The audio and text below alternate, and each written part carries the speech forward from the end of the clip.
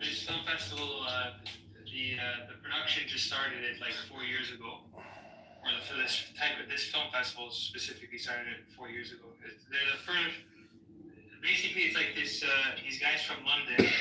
They started the first film festival in Portugal, and like basically they promote it like that. And we got like a bunch of they gotten like a bunch of sponsors over the last few years, and it's just been growing like really well. So they get a good crowd this year. There was huge films. We had guys from like Dune. We had guys from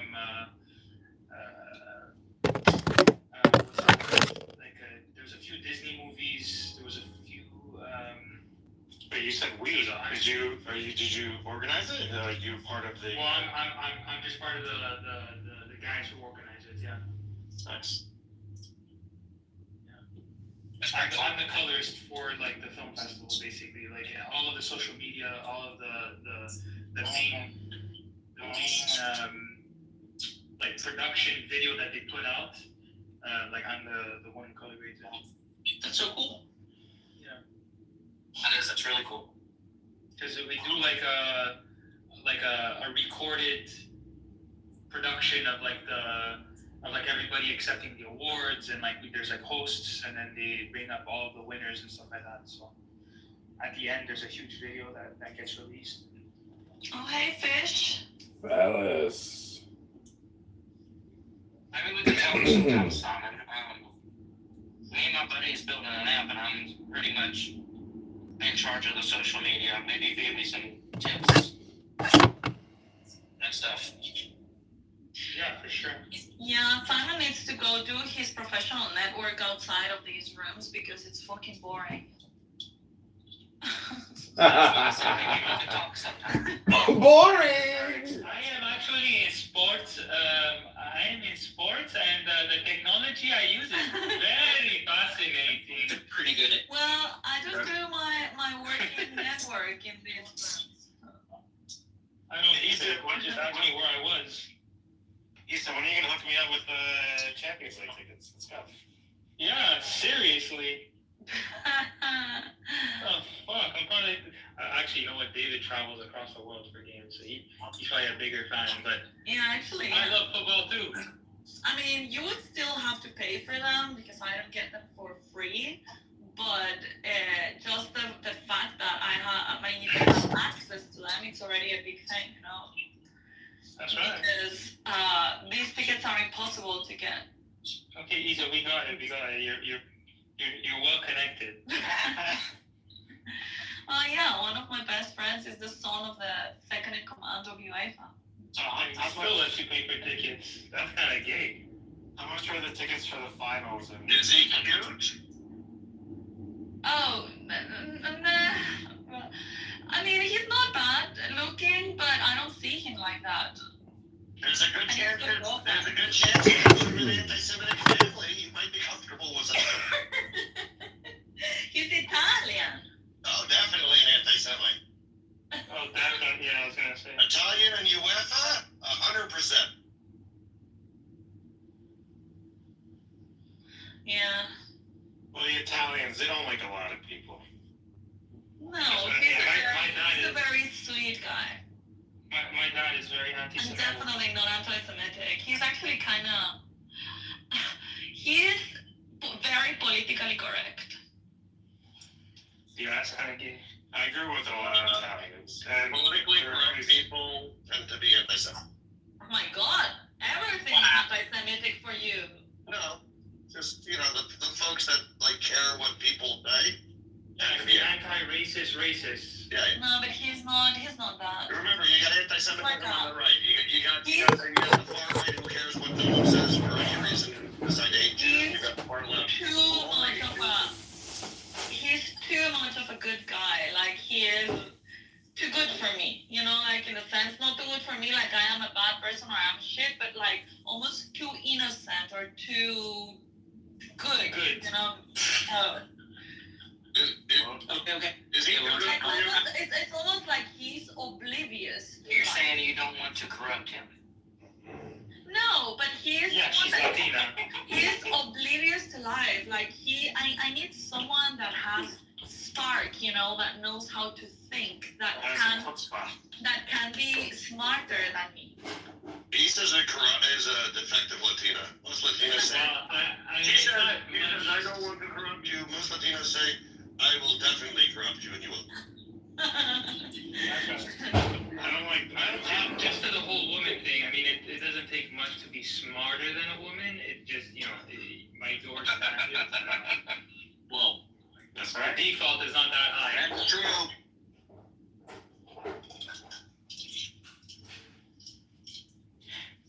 I mean, that's not an opinion. That's science, right, Simon? It's science, like capital S. Oh, Andre, I just saw that you joined. Bro, my ears were bleeding listening to that debate, bro. Bleeding. It was so painful to get through that whole thing. Like, every time that guy spoke was like, my ears wanted to vomit blood. Was he debating Randy again? Postmodernist. What? Like, So yes, basically. Fuck. Such bullshit. But listen, you need to take emotions out of it and just listen to kind of see what the argumentation is and how, like, he's using appeal to emotion like every other word. I mean, it's very interesting how he structures it. He's not an idiot, obviously, but he's just very much what is it called? The motivated reading. Yeah, truth doesn't exist. I mean, you're pretty much an idiot. It's self-refuting. What? Basically, he was a postmodernist that made the claims that, truth doesn't exist. Like, basically, reality doesn't exist. Is that true? Well, no. What are you looking out into if reality doesn't exist? It's self-refuting position. I was saying, if you were to say that it is true that reality doesn't exist, wouldn't you say that something true exists? Yeah, I mean, yes, there's that. That's. But what he's doing, he's making a realist statement while acting as if he's non-realist. It's not reality. Yeah, but the thing is, he says this though. This is kind of the rationalist position. I'll play your game, trying to contradict you while also me not believing in what I say. Because I don't believe in anything. It's kind of a stupid position. That's why all these fucking donkeys live miserable lives.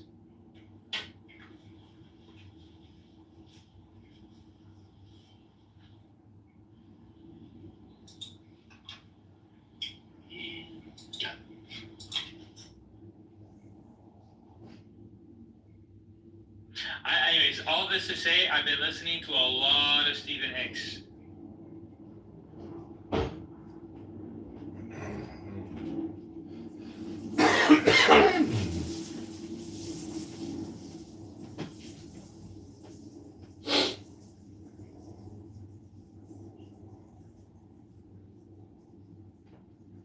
Man, I got so many YouTube live streamers right now. It's like, what's going on here? Why are there so many people on this one account? And this live stream has been going for 7 hours and 40 minutes. Hit that like button. Hit the thumbs up. We are listening to low IQ dumb people talk about nothing, wasting their time.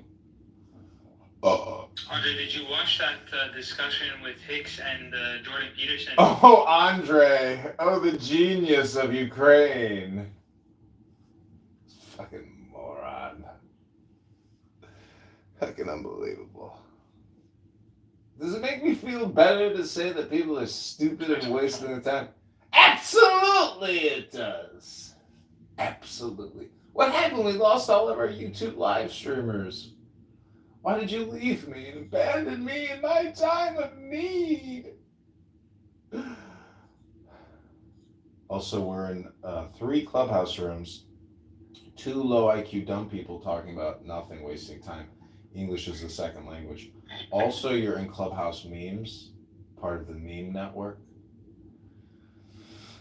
I've launched a new media company dedicated to memes. We are dominating the meme-averse.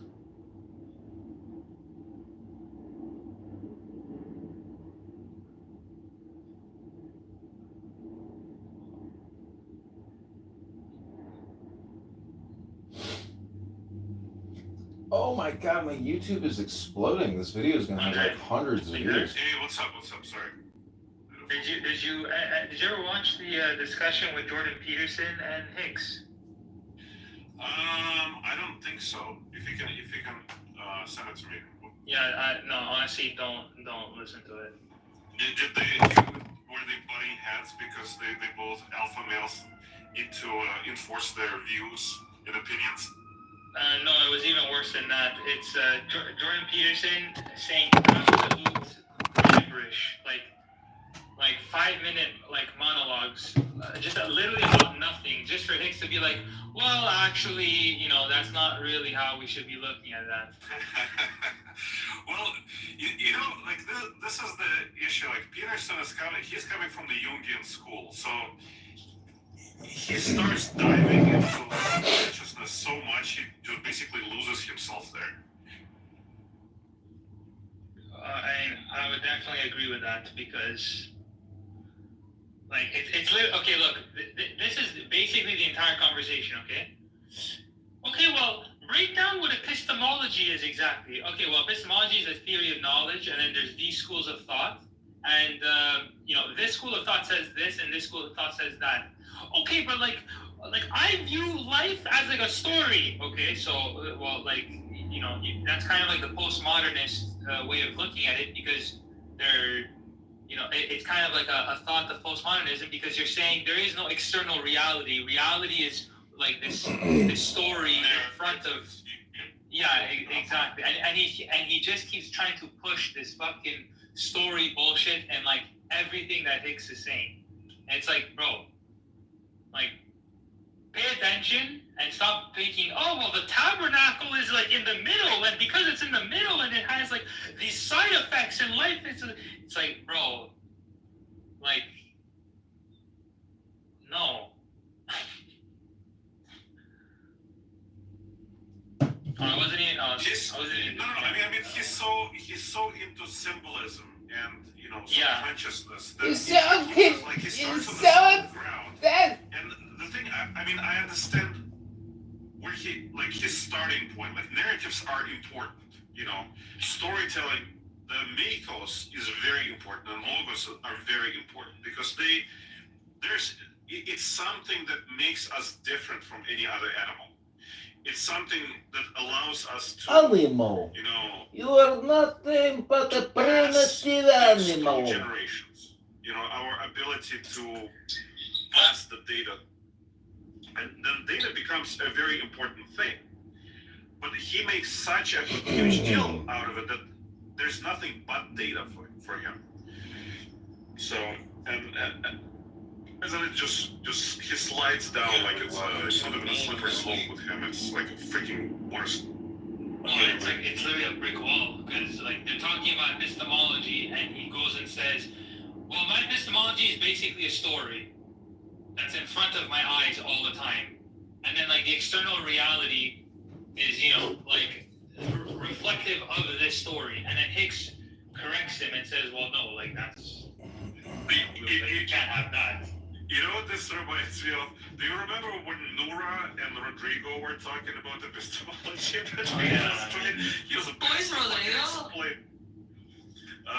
Rodrigo, he's one of my friends. He's like a philosopher.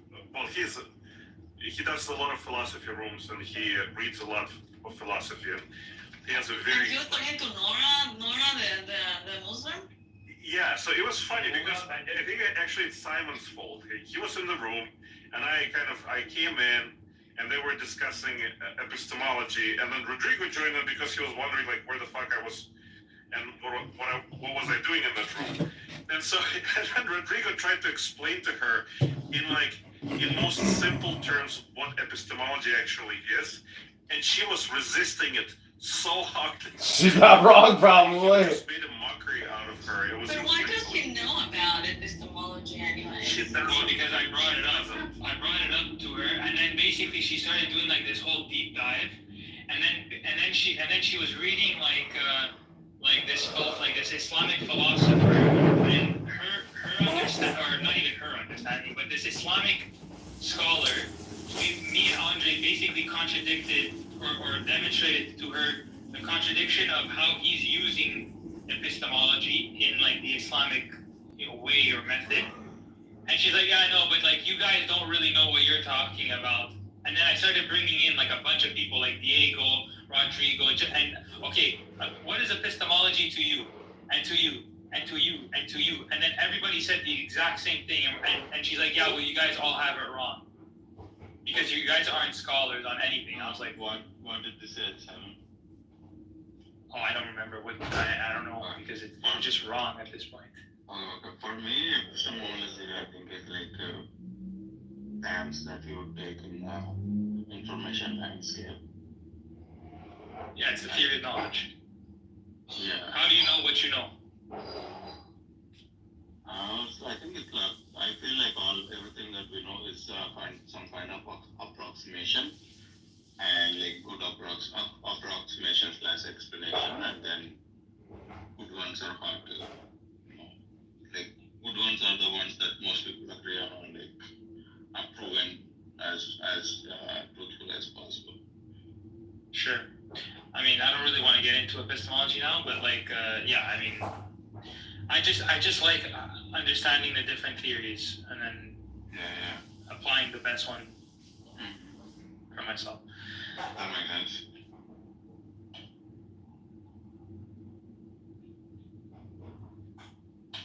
But yeah, Nora was just a funny one, to be honest.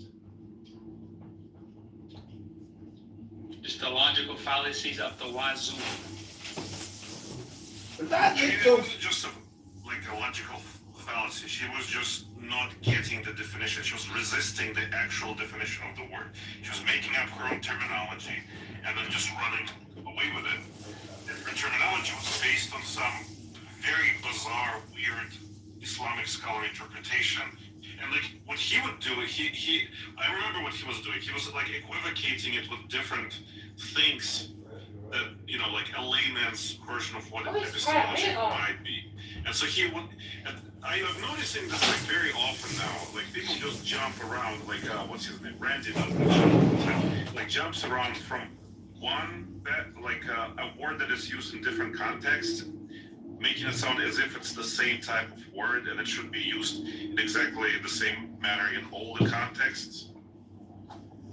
Yeah, well, I mean, look, I read him the definition of subjective, like the philosophical meaning of like what subjectivism is, and then he just refused to go by that definition. And I was like, okay, but like you telling me that like I'm subjective means absolutely nothing because you're using that word, like the understanding of that epistemology incorrect. Yeah, and you're just using it. I mean, It's the same thing with subjectively. pragmatism. Yeah, it's the same thing with pragmatism. Alright, what if I say I am truly subjectivist today? You would contain a self-contradiction because you make an No. objective statement. It's time constraint, that's all. It's limited. Always. Okay. I can change. Can you really? Well, today I can, if I want to. Because I'm subjectivist today.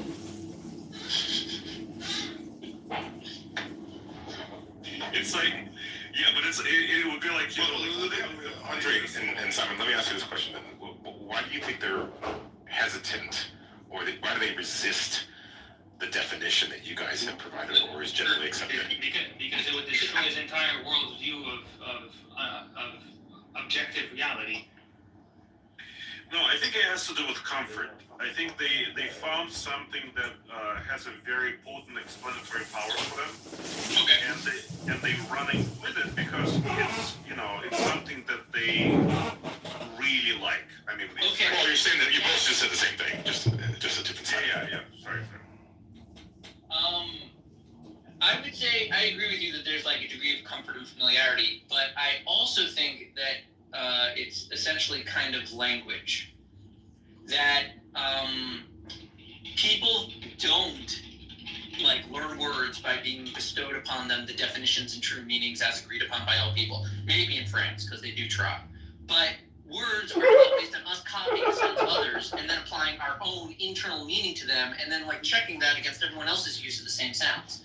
Which is to say, there is no like real definition of the words because they're Told you it was an ESL room. I fucking told you it was an ESL room. even with the words that we have in last generation. So the words are shifting and flowing and moving. Like you're saying, like, people work out whatever kind of system makes sense to them individually as they're going through this. And a lot of people, like you're saying, it's comfortable and it works for them, agree with the majority view of reality. Because most people do, and that works.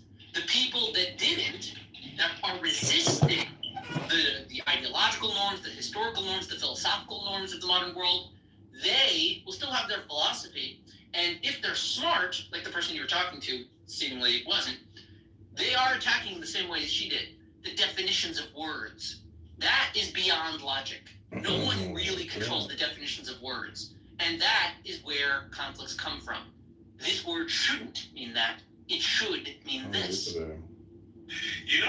Michael, I think you kind of touch a very interesting subject also, because the more I think about stuff like this, it's sort of a piecemeal approach, right? Because we're a little bit pragmatic, a little bit pluralistic, because we find some sort of consensus that we agree upon and we just run with it. Sometimes we're conformist, sometimes we're a little bit more rebellious and skeptical, but it's always like depends on the goals, I guess, and it also depends on like intensity of our conviction. So yeah, we do work out. I completely agree with you. We do work out the names of different phenomena. But it does have to have some sort of. This is why I think that the question about justified true belief is such an important question. Is there anywhere like this? Is because we're trying to figure out like what is that, the good mechanics of figuring out like how do we agree on something? How do we all should have gone to? Is anywhere like this? The Sad same day type for of you. standard or blueprint by which we can identify the truthful interpretation of phenomena or not. And it's almost a lost cause to a certain extent, because as you said, things change, but they change because we find new dimensions or new information about each phenomenon. Right. I mean, like, we want our understandings to be stable and true and unchanging, but they're not. We created them and we need to recreate them regularly. And the resistance, that's people that have certain essential arguments as to the history of things. Like, let's say the history of America.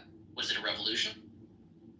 Or let's say the Armenian genocide. Was it a police action? Right? Any term will apply. Any term will apply can be reframed, recontextualized, and we are inviting it. That's why we made the word, to reinvent and recontextualize. So the words are like totems, they're symbols, and the meanings shift underneath them. And there's one thing I want to add to that, and it's something as simple as the word the. Two people can be saying the something, and they can be talking about two completely different things, and the assumes that they're both talking about the same thing. In and of itself, that word alone can cause an argument, because A, used in place of the, can assume more than one possibility of the same concept, and in that most cases, people are talking about multiple possibilities of the same concept. Yeah, McFadden, walk me through the America, was it a revolution thing? Was it a revolution, or was it a renegade militant terrorist act against their king? Definitely.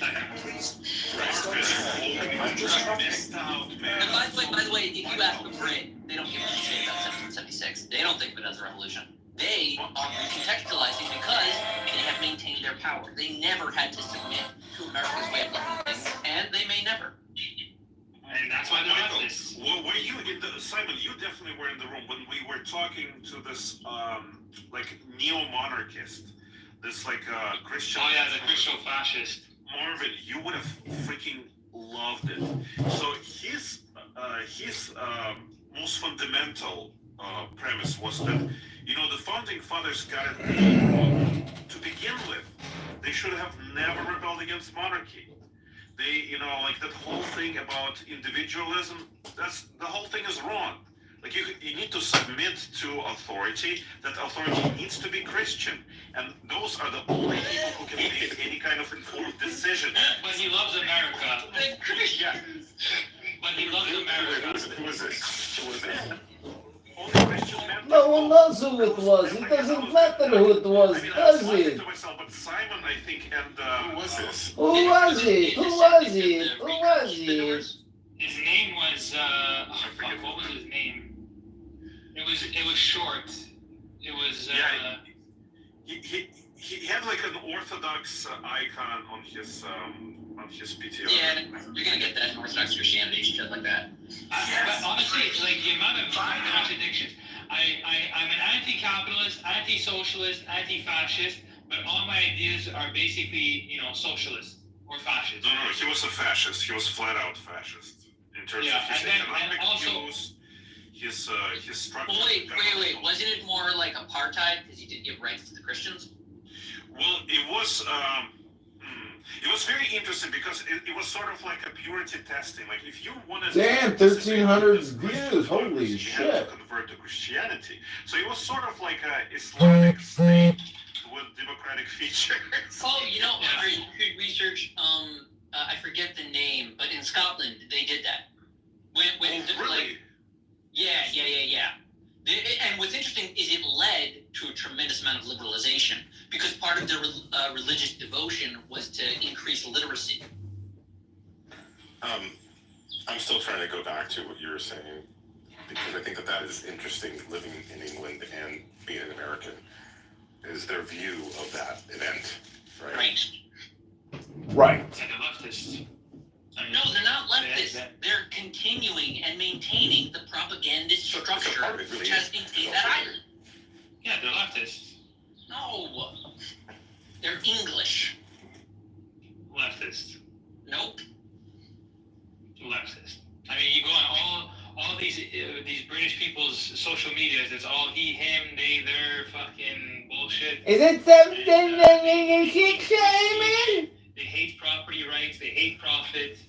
They hate the rejection of reason and logic on principle. These people are leftists. A lot of those things, if you think about them all wrapped together, are fundamental objections to the existence of America. I don't. America represents. It's the representation of reason. I gotta go to the gym. I can't fucking deal with this. I gotta get the fuck out of my house. That's the best answer for this. And if the if the live stream cuts and there's no content for you, I'm sorry. I'm sorry. It's because see, Issa's the mod, so I might not get kicked. But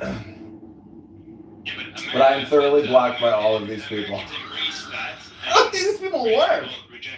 Exactly. That meaning. So you reject. If that does not work, there is no way. He's on here all the time. He's got like 10 kids. Of these principles, which to some degree has been. He projected on me about how was he designed into the app. to oppose Britain, right? They were the originals. We came up with something new. So England, being the original, seeing how we started, knowing how we think, would naturally undermine that regularly through all of the fine point Anglo-Saxon distinctions in which England doesn't function like America, to show that England is better. Just like America is trying to show that they're better than England by showing, no, you're wrong. These things are actually good. Look how much better than you we are. That's right, because they practice reason. Fernanda. Trying to prove it by experimentation. They're saying like, oh, you think your crown's really great. Where's GDP? Where's your innovation? Looks like your restrictive rules can suck. Well, that's not. I wouldn't wouldn't say it's empiricism, but It is. Science is very popular. That's why we call America the laboratory of democracy. They're very much of the opinion, we don't know exactly what will work, but we will try it if it's what people want, and then we will evaluate. It's actually very similar to what Tucker Carlson did with that interview with. Andre, you're in the Matrix, bro.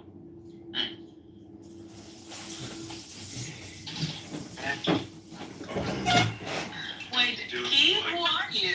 And I say hi to my baby. So, Who is this? Isa, Who is this? Talk more. just for you. You know me. You know me.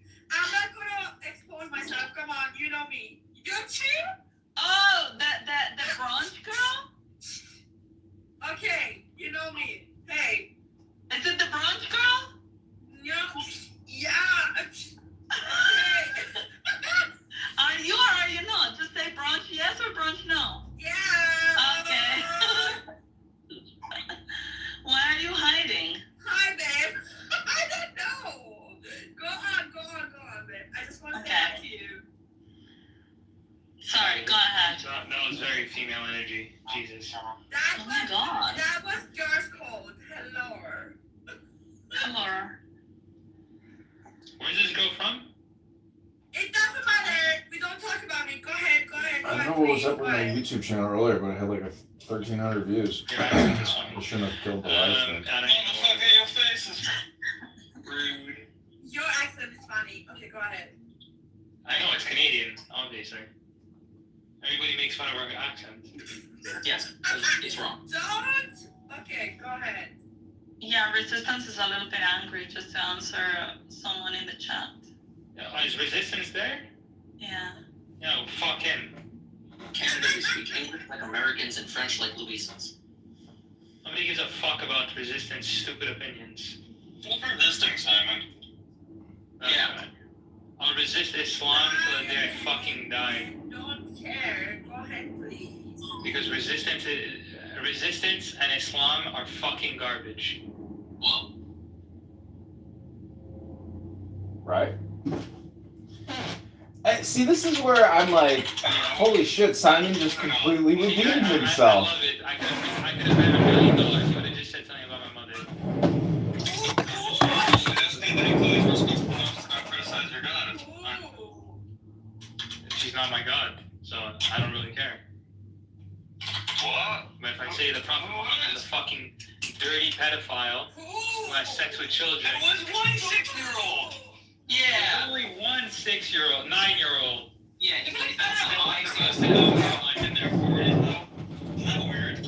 Citing God as the rabbi, he likes to suck the semen out of their weenies. I don't know. I don't even know what that means, to be honest. I think he takes on Kurdish or some shit.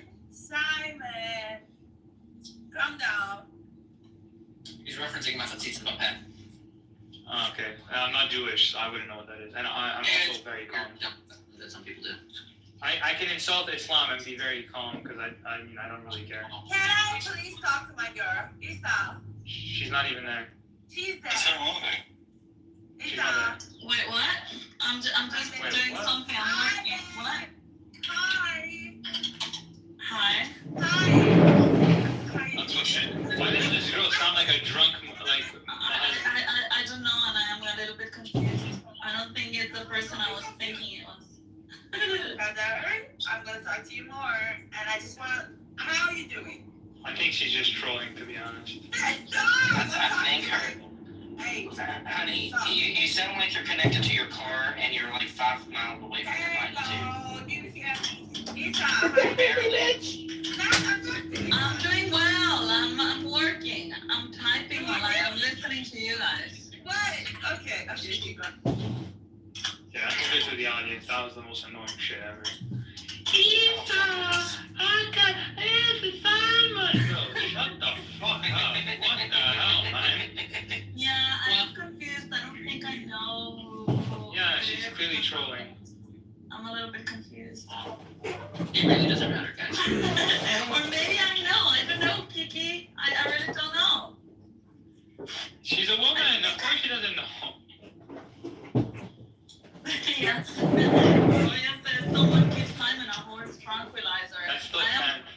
still can't find it. Stop Focus me. on that, Roy. Let's make them all disappear. Click. That still won't stop me. No, yeah, Oh, sure. relax. It's okay. Relax. It's okay. Bring it down a couple. I mean, my God, you're about to have an aneurysm. You're not even Jewish if you're this angry. I mean, darling, I'm the warmest blooded person. Weird. Okay. You got hot blood. For your own health, I'm saying. Oh, I'm chilling. I just slept like 10 Where did hours. Kiki go? Did you kick her? She No, I didn't like did that. that. She did not like that. She finally left because we were making fun of her. I wasn't really making fun of her. It's fucking annoying to hear just someone keep saying people's names and say absolutely So nothing. fucking annoying. Whoa. That's right. What was I doing? Yeah, this. You're getting mad. I wasn't getting mad. I don't have to be mad to insult Islam and people. I don't think that's our insults. We know you don't have to. You could be walking down the Champs-Elysees, humming to yourself. But yeah, we know that. Yeah. Well, I mean, wait, hold on. It's not really an insult to say Islam is garbage. No, that's more of a factual statement. Yeah. Simon. Well, I was speaking about Kiki, but I'm aware that that's the attitude. Value of this sentence. Simon, you are garbage. You worship a woman that married a cuck. Define garbage. You. He never said he was Christian, Captain. That wasn't me that was saying that, but I am Christian. I thought you were Catholic. Yeah, I'm a Christian that hangs out with a bunch of Jews for the most part on this app. You're not the only one. It happens. At least you're not black. I love the emphasis on Jews. You was a captain now. That was racist. Oh, that was funny. I mean, yesterday, there was a completely rowdy room with I think it was Amos was dead modding, and then they had some Islamic woman, Nuha, I think her name was, but she didn't know how to mod. She was bad at modding, and the trolls came. The trolls came out the woodwork, and I think it started with Sasha, who was atheist guy. He was quibbling with I want to say not Daniel. They were talking with Daniel about Israel Palestine stuff, and it got super heated. And at some point, Nuha, in order to make things calm down, she said, "No anti-Semitism on this stage." And she says, "I'm going to throw you down if there's any anti-Semitism." So Norm, being annoying, starts pointing out everything as anti-Semitism. And he says, "Oh, throw him down, that guy, he said this, he said weasel, right?" And then I raised my hand and I said, "Excuse me, can I request that Norm be sent down to the audience because I feel that he is an anti-Semitic representation of the Jewish people, and you said no anti-Semitism on stage."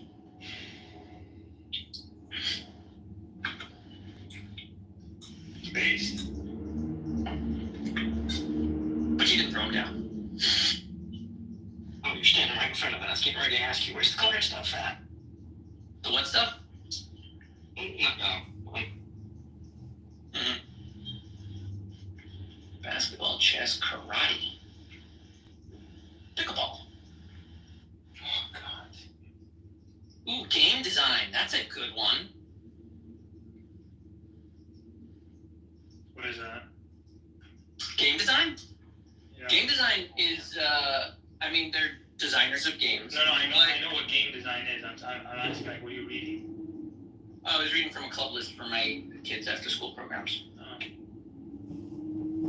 Well, we don't need to be supporting no Ukrainians. They losing the war.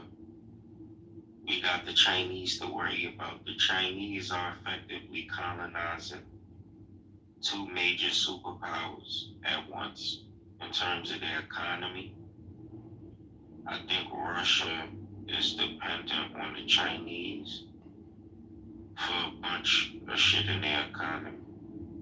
I couldn't tell you what everything is, but I know that EVs or electric vehicles is something that China loves this. China loves this, man. China sees a bunch of European countries destroying themselves. China fucking loves the shit right now. It's probably the biggest hard-on they've ever had in their fucking lives that's probably going on right now with the Chinese government. Right? They love this stuff that's going on. Best case scenario for them is Europe to completely obliterate itself and get into World War III. That's the best case. Because China's out of it. Because people don't understand, right? They think themselves how to get women. That's the kind of game she was watching. It's No. gang theory. Alyssa, what up?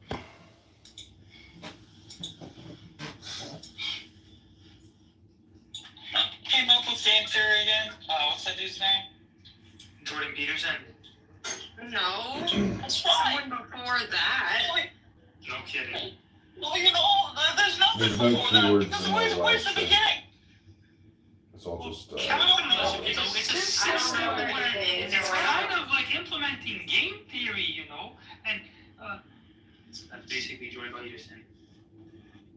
So you just do a best impression of Kermit the Frog and get him. Hello, Andre. I would like for you to tell me what is the difference between subjective moralism and objective immoralism? It is the realism that we are more concerned about. Well, what do we consider real or not real? Is that the question? I don't know. Why is Zelensky such a little bitch? He shakes all Democrats' hands before he goes to meeting with Trump, and then he acts like a bitch. Don't even get me started. This is like the ultimate failure of the diplomatic, Ukrainian diplomacy. I mean, they all should be fired. It's unbelievable. Like, this is the most Embarrassing and shameful. Incompetence. You know what Trump's favorite word is? Gross negligence. No, gross negligence. He loves that term. He used it last night. You know what's absolutely phenomenal to me is that he put his own image ahead of any kind of interest, and that's like the most fundamental, the most diplomacy 101 mistake. I mean, it's unbelievable. Just simply unbelievable. He's an unrepentant cokehead who's never done any self-reflection. He could have won over everybody in just a couple minutes. Yes. He's a total piece of shit. That's what he is. He's a piece of shit. He's not a piece of shit. He is a piece of shit. They roasted that turd nugget. The thing is, what's interesting to me is that it sort of got into his head, because what he has done, like when the Russia invaded, was brilliant. I mean, it was truly like a brilliant political move. The West told him get out. He said, "Fuck you, I'm gonna stay with my family." Then the Russians sent their secret service after him. Got their ass kicked, and so he created this aura of competence in his own mind. But you're absolutely right. He never self-reflected. Because he never self-reflected, he was never able to, move forward and adjust accordingly. You see this, Simon? This is a learning lesson for any atheist in this room. It's called Yom Kippur. Never ignore it. It's to your detriment. I think Andre's an atheist. Yep. Well, you should have some self-reflection too, then, Andre. I've done quite a bit. So Andre, where does it go? I'm really interested in what you're talking about right now. Where does it go from here for him? He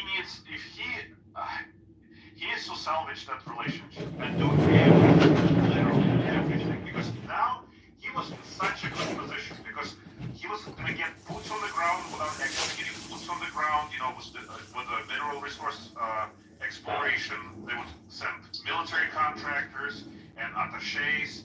All of the jets, and he would create essentially a buffer zone. He already had England. Why doesn't he go though? 30,000 troops. But why did he refuse it? Because he's a fucking moron, Michael. Because That's he it. is so used to, Okay, what's his propaganda for why he refuses it? Okay, so he has strong-armed Europe into doing whatever he wanted Right.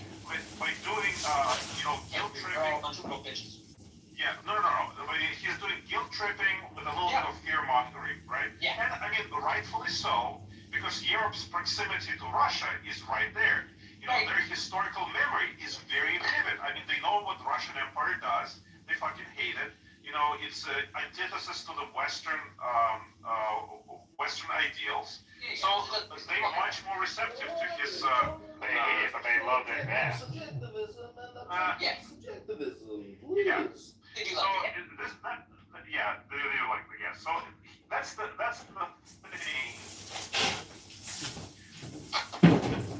And he thought that the same grid is going to work in the United States, and it doesn't. Not that it didn't. It doesn't, because it's completely different ballgame. Look pretty, shut the fuck up, and Trump run his mouth, to the mega thing.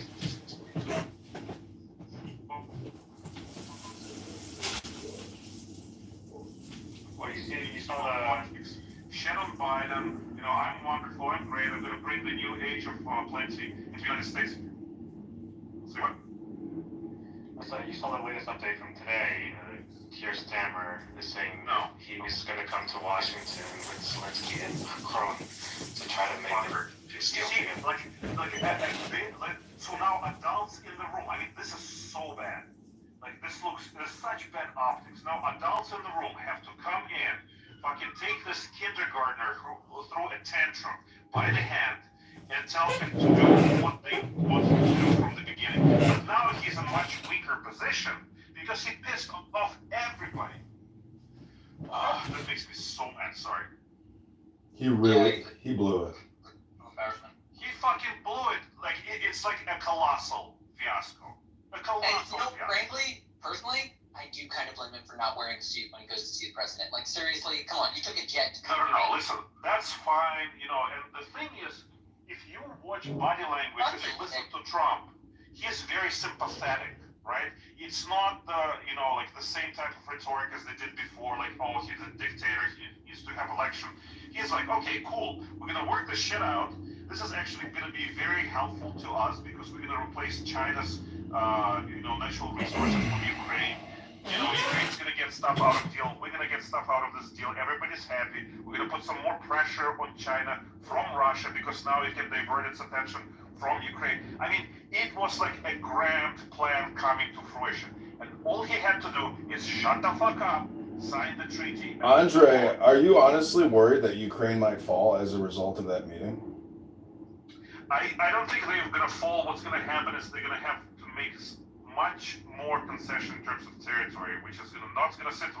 You see, he fucked himself over as well, because now people in Ukrainian parliament, it's not a widespread opinion yet, but they calling for his impeachment because they're fucking.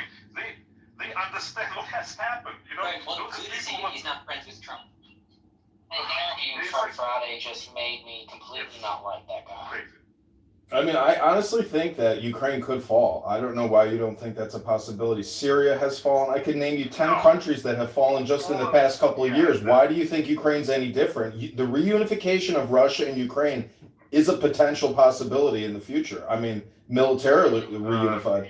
No, I doubt it. It's Poland and the Baltic states will never allow that to happen. Yeah. So you mean to tell me that the world is going to risk World War III to stop Russia and Ukraine from There's reuniting? not going to be World War Oh, I'm III. sorry.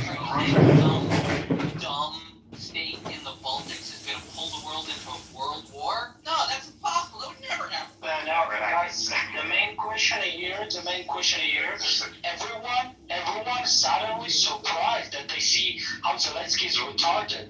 It is not like he's been retarded like recently. He's been retarded from the start of the war. Ukraine had not any diplomacy from the start of the war. It is very obvious now. Even the reason to start in the first place, it was lack of diplomacy in Ukraine. They never had diplomacy. Now No, you don't. Yeah, yes, it is. Completely false because the previous president was actually one of the best diplomats. I mean, he was able to navigate Republicans and Democrats really well. He had experience. He had tons of experience. He was also a businessman. He was also like a former oligarch and stuff. So he knew what he was doing really well. He was able to navigate the politics. And Zelensky was actually, it's very interesting. Like his persona was seen as a Trump-like because he's an outsider. He's coming to same kind of rhetoric drain the swamp. He used the blueprint, Trump's blueprint, when he won his election. Welcome to the ESL room. I really do think that it's true that technically we are like just providing these foreign speakers with English training, and we're the losers because we aren't making money from these conversations. But you know, I'm having some creative breakthroughs at least, but not any financial breakthroughs. But I figured out a thing on YouTube. See my PTR? I've been essentially recording these rooms and then like doing audio overlay on these YouTube generated images. It's pretty cool. I've recorded the hell out of this El Normo room last night. And all these anti-Semites. It was amazing. Made a lot of videos, but no one watches them because it's like about Israel, Gaza. Nobody cares. Yeah, and give Burisma documents and not to fire the main prosecutor. Yeah, you just man, you saying bullshit. Like, do you remember when before? I'm not saying I'm excusing from the bullshit. And what do you want to say? What do you want to say about the Trump calls to Zelensky when Trump was campaigning his second term, and he asked Zelensky to publish Burisma docs about the Hunter Biden and Joe Biden? Yeah, it is interesting that we spend so much time discussing American politics, and there are very few Americans actually in the conversation. Yeah, it's true. Randy, Issa, all these Russian people, random Russian people. It's like, yeah. It's kind of funny. It's like, because I don't really like African Americans, like, you know, in terms of like maybe attitude or culture, but it always comes down to an individual. You can never say like all blacks are ghetto trash. You're always going to meet an outlier in the bell-shaped curve, and they're always amazing people, maybe better than me. So it's like, you know, it's so, I just love hearing like a really strong Black American who's like full of faith and education and intelligence, and they just like totally turn the tables over anyone who's like not an American or who's not a pro-American. Like they're patriots. Like there are Black, highly educated patriots in this country who are American Americans, you know? So it's just so funny hearing them like turn the tables over like other people, whether it's domestically or international people. I saw a meme. I was trying to find it. I should have sent it to you when I saw, or maybe I did send it to you. Did I send you the meme with the bell curve? You know those memes where it's like the bell curve and there's like a moron on the left side and a smart Jedi person on the right-hand side, and they're both saying the same thing, but then in the middle, there's like a true moron who's saying like a dumb thing. I'm not doing a good job of describing it, but basically it's like the moron on the left says, words don't matter none, the truth is the truth. And then in the middle, people are like, what is words? What do you mean by that? What is the meaning of this? And then you go to the right-hand side, and it's like the bell curve has collapsed again, but it's high intelligence. And on the high intelligence, it was like a quote from the Tao Te Ching. It says like, those who have words, you know, don't talk or something like that. Anyway, it was a John Kitover meme, but I didn't send it to you. You know that guy Gio on this app, the Korean kid? Yeah. The vape smoker. There was some article that came out yesterday about Lao Tzu and how in that dynasty in China, they essentially reverse engineered society through the Tao Te Ching. And so now he posted that link yesterday, and now he's talking about it. It's just so interesting how many people have never read the Tao Te Ching, but the moment an article comes out and like starts talking about politics and society and government, like people are not talking about Picture it. the article. The article was probably like, this little-known book shaped Chinese society 4,000 years ago. And then you're reading the article, you're like, oh, this little-known book. Oh, did you guys ever hear of this obscure book, the Tao Te Ching?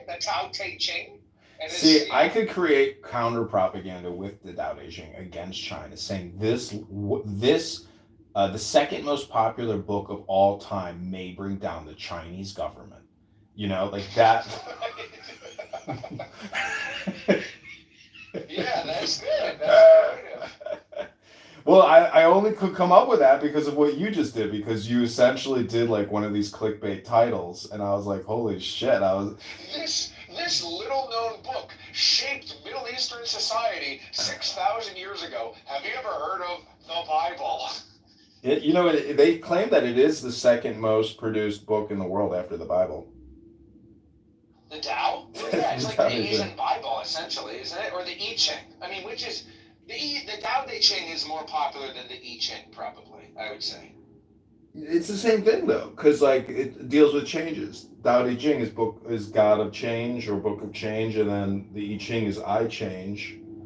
So it's the same shit, but it's all just positive neurolinguistic programming. But it's more than that, because it is a book about rulership, and that doesn't just mean rulership of society or the civilization or the empire. It's the rulership of you. I mean, that's what all these people in these rooms don't understand.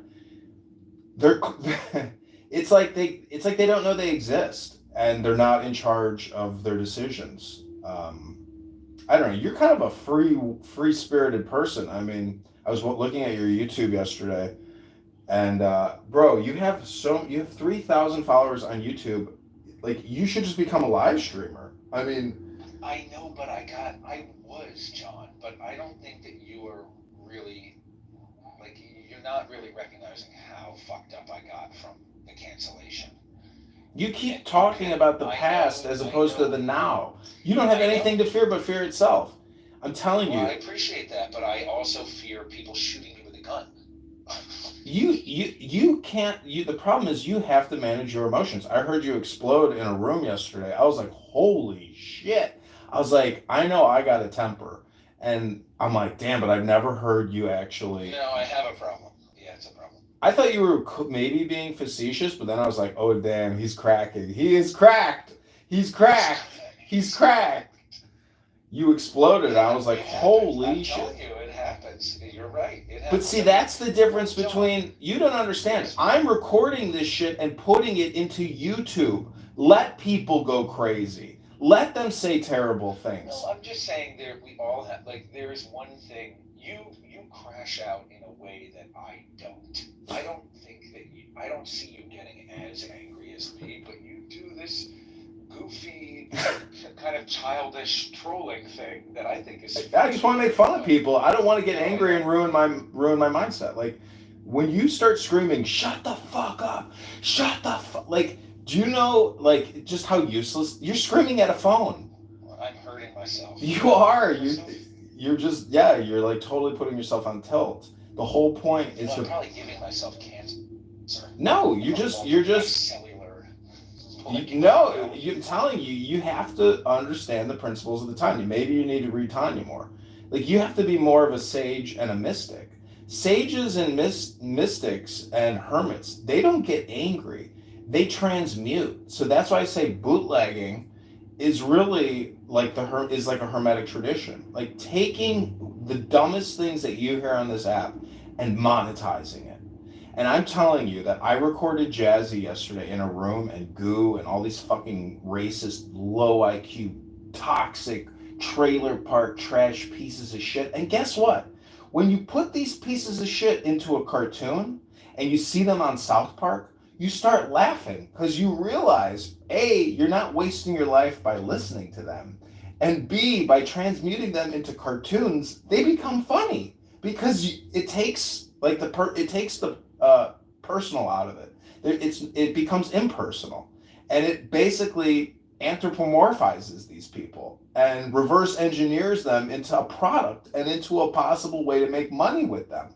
Now, and I wouldn't share a fucking penny with them. Let them sue me. You see what I'm saying? But like, I'm not saying I'm ever going to make this a success, but like that is one way to essentially reverse engineer these people in the same way that the Tao reverse engineers society and culture. So, you're your own worst enemy, and like by participating as opposed to like producing, you're fucking yourself. I'm telling you. Like you have a YouTube channel up. You have me as a resource. I will even send you a burner phone new in a box and a 1-month subscription. Like I can help you get out from underneath your dandruff problem. And only a bald man can say that. I hear you. I mean, I don't know. I don't know what I need. I think I'm getting there. Zach, I'm not losing my hair anymore. Do you know that? What do you mean by that? Because I'm totally bald. You lost it all. I'm in a state where it can't get any worse. Do you shave it? Yeah, I shaved my head because there's nothing up there. I have the Dr. Phil thing going on. Right. That's the way to do it. I'm just telling you, coming on here to rage is okay, but you have to be more strategic, more tactical. No, I hear you. I crashed out. It's funny. I mean, I think if you remember, you have heard me act like that before because I used to do that a lot about 3 years ago. I can understand. This is a safe space. I'm not like judging you. I'm merely. No, I don't feel judged. Yeah, okay, I don't good. feel judged. I feel seen. But I mean, that is part of my insanity complex. Is like sometimes I can laugh at stupid people and I say, "Oh, we're all bozos on this bus," and sometimes I want to say, like I said to that guy Gary, "Shut the fuck up, Gary. It's Kevin's turn now. Gary, shut up." And it did. When I use that tone of voice, people are like, "Oh, he's insane. Like, we're dealing with a crazy person. Like, this is an insane person." But see, that room is so crazy. You have to understand that your neurosis and your screaming is created by the toxic, low IQ, dumb people in that room. Probably true, because I'm probably listening to this retarded shit, and instead of being mature and stoic and turning it off and living my life. No, you see. This is what I'm doing. I'm processing it. I'm transmuting it. There is no reason to listen to it unless you're bottling it and putting it back into a package to redistribute, which is another cell phone or another platform. It has got you. Have you seen that? The only thing that would make, I know that we both have created advice for each other. I think that's part of what can make a good working relationship. Yeah. We can call each other higher. You already have inspired me in several ways, and your magic is working. So I just ask, keep. Don't give up on me. But what I would say for you is I'm going to keep encouraging you to make shorter clips. And I want to ask you, have you seen this Twitter or X handle? It's on x.com and the account name is I Find Retards. No, I haven't seen it. It's kind of a funny account, and all they do is find retards.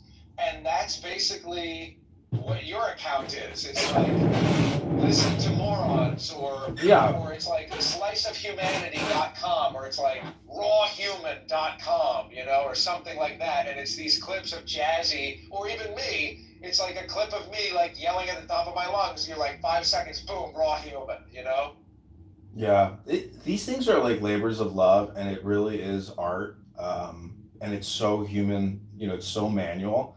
It's very difficult to automate this thing. It's almost like a form of photography. I mean, candid photography will capture a raw human on the subway, and you don't even know who it is. You just snap their photo. You're kind of doing that with audio. It is audio, and the most amazing thing is, it's like sometimes I feel like I'm blind because I'm like in a flow state capturing all of this, but I'm also not listening, but it does seem like I'm trying to capture an essence and bottle it. V wants to say something here. V, did you want to say something in the low IQ talk nothing waste time room? This is the other room. No, I'm just enjoying this. Keep going. It's all good. So my YouTube got like 1,300 viewers on the recent live stream, which was kind of amazing. There's 2 people, there's 5 people, 6 people watching, 8 people watching us on YouTube.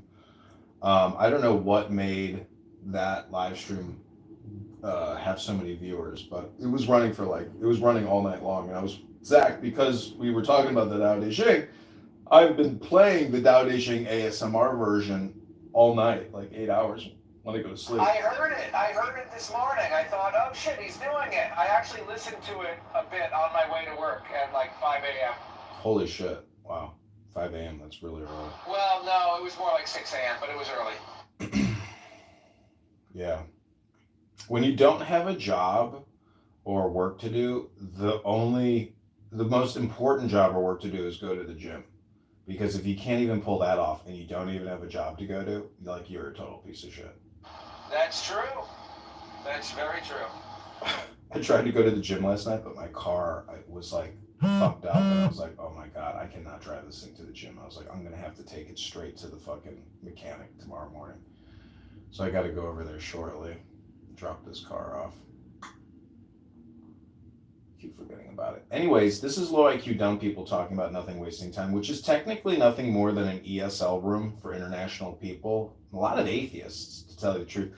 Listening to atheists makes me want to become a devout theist. Not like a dogmatic, insane person who has to spend all his time like in a church or something, or with people who are observing, because... Well, you're right. It makes me fear hell.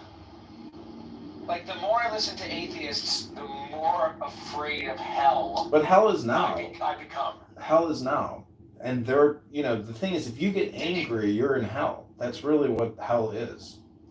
Did you see Defending Your Life? We've talked about this. No. Have we talked about it? You haven't seen it and we haven't talked about it? Let's just be now, in the present. All right. No more movies. No questions. No movies. Yes, Dr. Diego. Dr. Diego, tell us about your favorite movie, and then tell us about how you don't have the stamina to watch your favorite movie. It's a joke. I don't know. There's a lot of YouTubers. Oh, you know why I think there's a lot of YouTubers now watching us? Because I started changing all my YouTubes from Subscribe Now to the meme movie or meme movies. It seems like people are responding more positively to the term meme and images like my PTR here. And this image and all the videos on my YouTube now are all just AI generated from Gemini within the YouTube app itself, in the green screen function. I want to show you how to do what I'm doing, because Zach, you can... That sounds actually really, that sounds quite interesting. Yeah, let me pin a link and show you some of my recent work, as opposed to talking about, Dr. Diego's favorite movie list. As a producer, director, troll extraordinaire, comedian, actor, singer, artist. Oh, let me see if I can even find it. Okay, I'll just show you this YouTube account. Oh, you're going to love this, Zach. It's called Black People, the Meme Movie.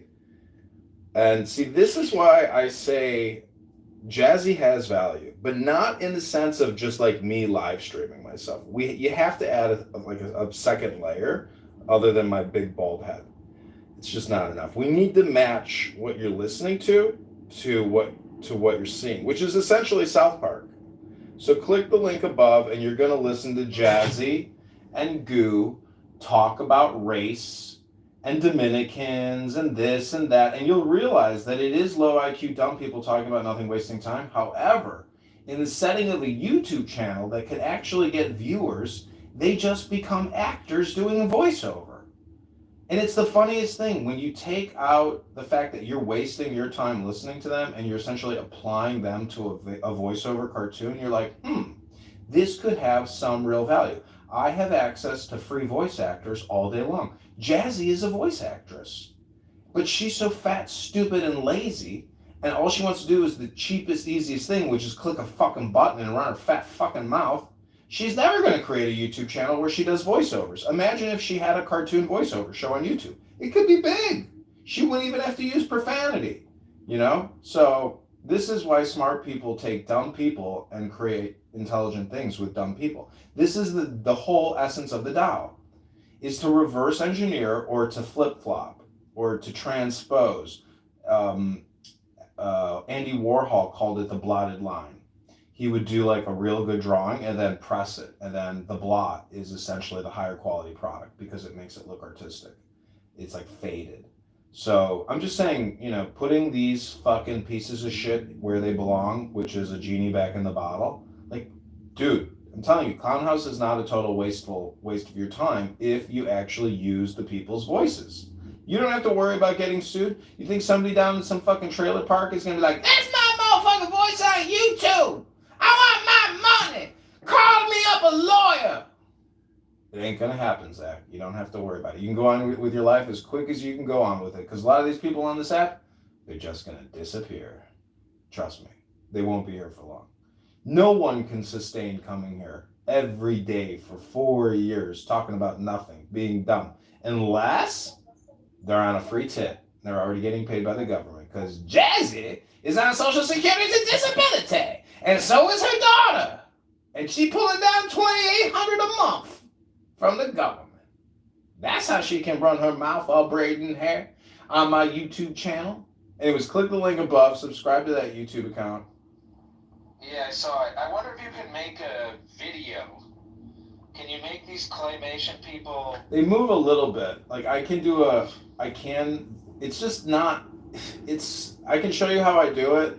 And it just requires an extra step, and it's just too much work to do that. It's actually really clever, to be honest, just because the design is so simple. I'm just looking at it, and like it's great because you put on the audio, and then is the image like? Did you just find it somewhere, or like did you? No, I created that with a prompt. That's sweet. So Yeah. This is so simple in design. It's great. I know, isn't it? This is the prompt. Was your prompt angry black people wasting time? No, this is the prompt. 50 black people memes arguing with memes in a meme world. That word meme seems to generate these humans or these whatever. But that using the word meme in the prompt, I'm like, I can't believe it makes a better image by using the word meme. It's very strange, but it also creates, like the image in my PTR here, it actually takes the popular memes like the Shiba Inu or the frog or the angry cat. Like it actually generates the coolest pictures and memes using like the term meme. So I have realized that the term meme really is a special word. I mean, it's memetic, it's mnemonics, it is metaphysics. It is a lot. Meme is a very powerful word and not one that shouldn't be discounted. It should be used all the time. And so, like, I want to create like a meme news network, a meme advertising network, a meme publishing business, a meme advertising business, and really use the term meme in my communication all the time. And if a partner or a client is refusing to use the term meme with me, I'll just say you're not memeing enough. I mean, memeing. And what meme really means is me. Me. That's what it is. It's like pure vanity, pure narcissism. Me. It is a Hintergedanken, which is the hidden meaning behind the symbol or the image or the communication. Memes are so powerful, and technically everything is a meme. It's because all communication is hypnosis. Essentially, all memes are hypnosis. And everybody on this profile is like a meme NPC. Meme NPC. Trump is a meme NPC. Zelensky is a meme NPC. Everything is a meme. It sounds ridiculous, but I'm going with it. I mean, it's really pushing the boundaries of the term, but it doesn't make a difference because all I'm trying to do is generate art. So art is also the other magic word. ART. Art. Or work of art, or artwork. The great work. It's art. And it's so annoying because Elon Musk is technically an artist too. And Adrian Dittman is his art. Elon Musk is his art. Now, should we spend $300 billion flying fucking robots to Mars so we can put it on YouTube? You do realize that going to Mars is actually just an art project. That's how fucking conditioned we are, that we think everything is like for some kind of GDP or economic, data. It's not. It's technically we're all just creating art all the time. And it's like, once you grasp that, Zach, you will realize that your inhibitions to do what I'm doing is really just fear. You're afraid. You think you're afraid of some. That's what I'm saying. I'm afraid. Well, you think some leftist is going to come out of the woodwork and whack you. That's not what's going to happen. you have to tone down. You can never become the Incredible Hulk. Never make Hulk angry, because then bad things happen. He goes on a rampage. So you have to realize that technically your art is like a therapy, and it's therapeutic for other people. As long as you don't get angry, you have to bring joy and balance and love to your art. And when you do that, you transform, and then you transform your audience, and then you have like some type of commercial viability.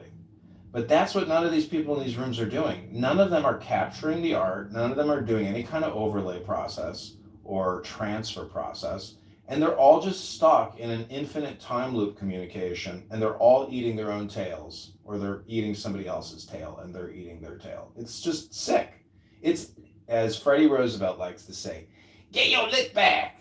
Everybody's just technically doing a disgusting lick back. I hope that's helpful. This is like my morning meditation hypnosis therapy. You know how I do this. I need you, though. Like, to go to Issa's room, I just want to record them being dumb, wasting their time. We got this guy who's just arguing with Andre the Giant, the genius. He has no vision.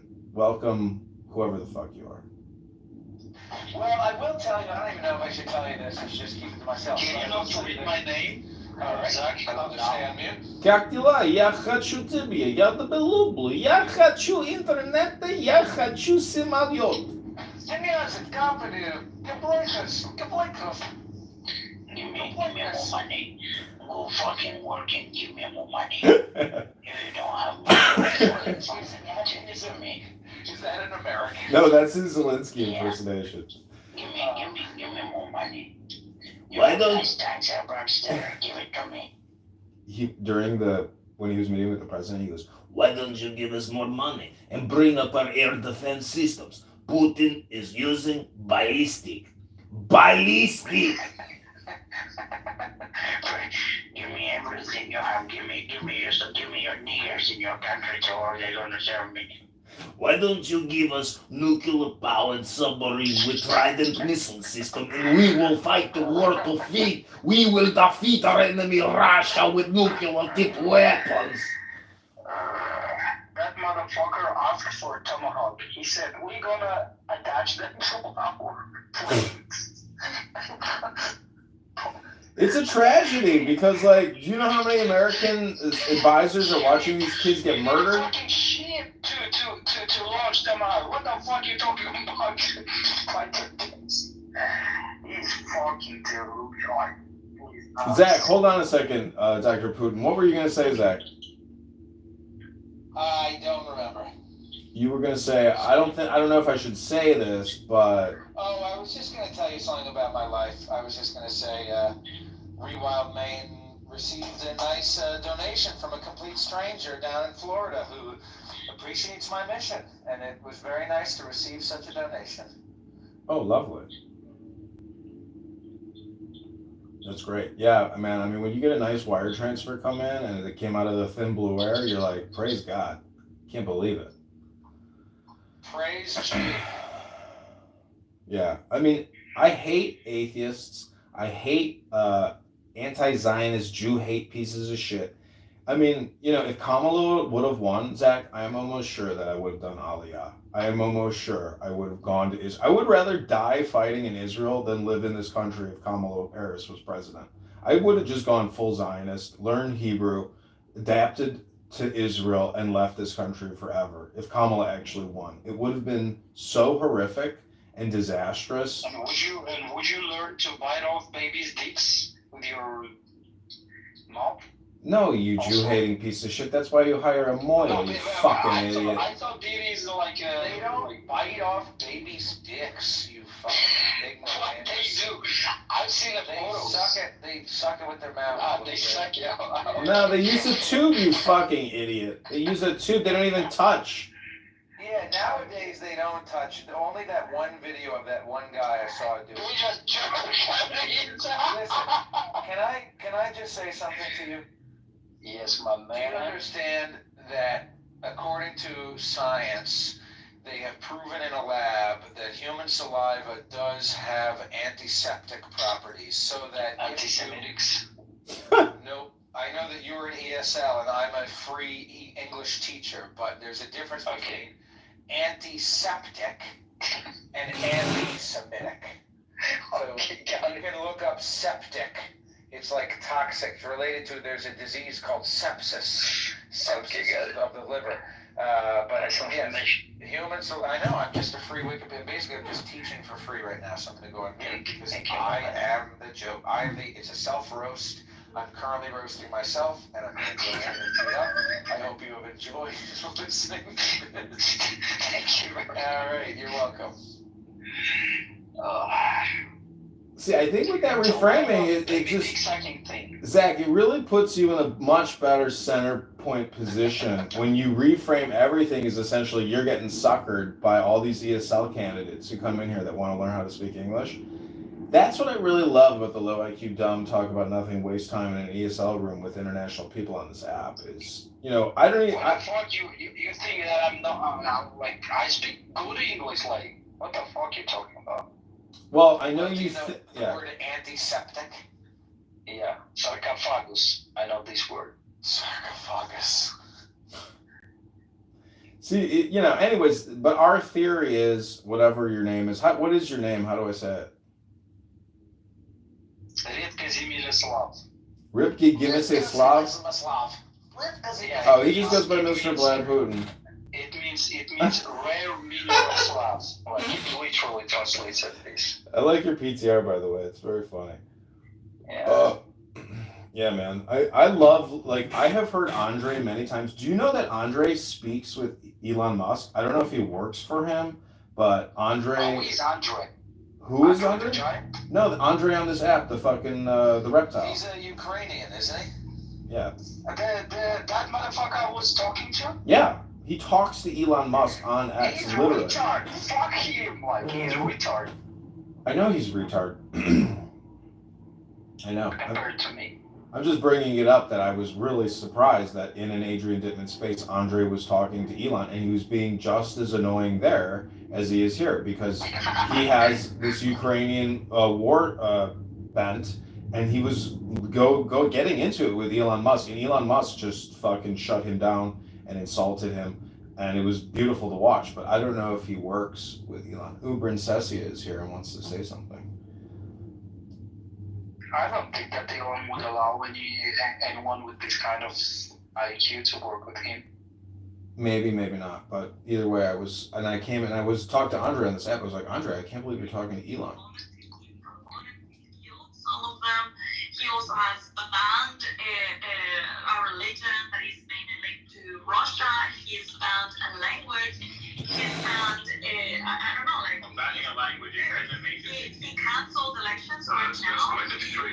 He's into a year. Come on. He's into a year.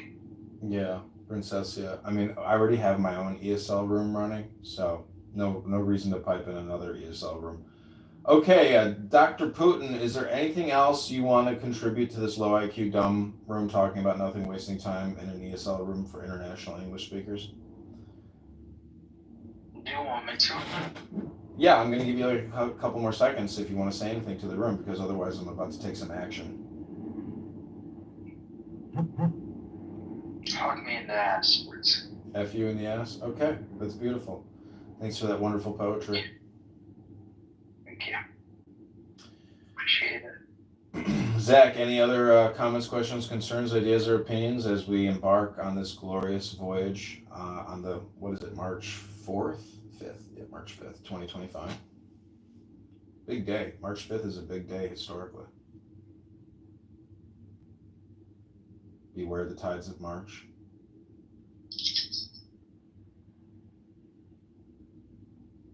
Oh, Zach, I had this chick over at my house the other night, and we were reading the Tao Te Ching, but I had this like really cheap version of it. It's like beautifully printed book. It looks beautiful, but it is the worst translation you've ever read. And there's spelling errors. It's like out of China, and it is just so fucked up. I was like, holy shit, this is terrible. Anyways, I thought it was so funny because there are so many beautiful translations, and then there are like really bad translations, totally cheap. Close, but just... I have a question, Mr. Now. Yes? few days ago, I was in a room filled with black folks. It was something around 200 speakers there, like people there listening, and they are very much into, first of all, conspiracy, and second of all, they are very much into loving Trump.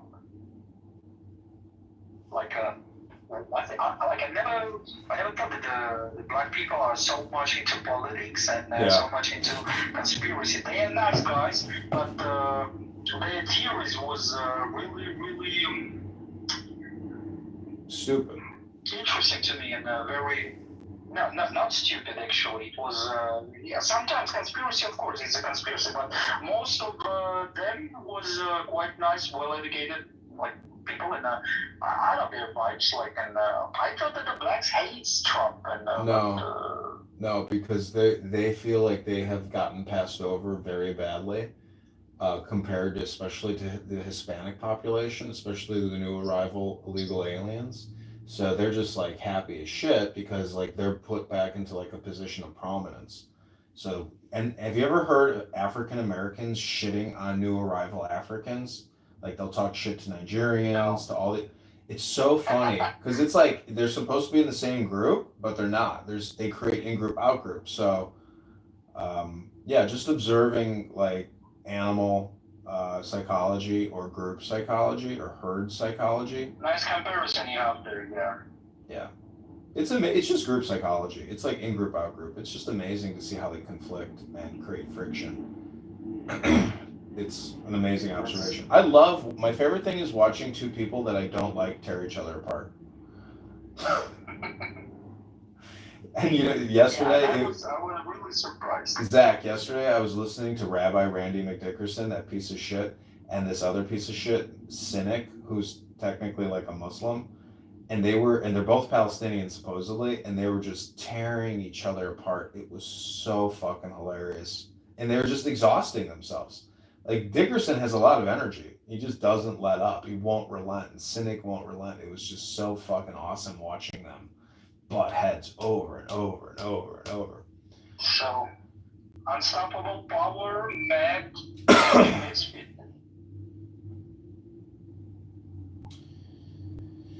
they're both nice gentlemen, so I just got lucky to meet them. I'm really lucky and I'm really happy that I met you guys, like everyone here, Zach, you, and Cynic was fucking roasting this girl recently, like yesterday. Her name was Fatima, or I don't know, they were arguing about original Palestinians, and nice gentlemen. Rabbi is a very nice gentleman.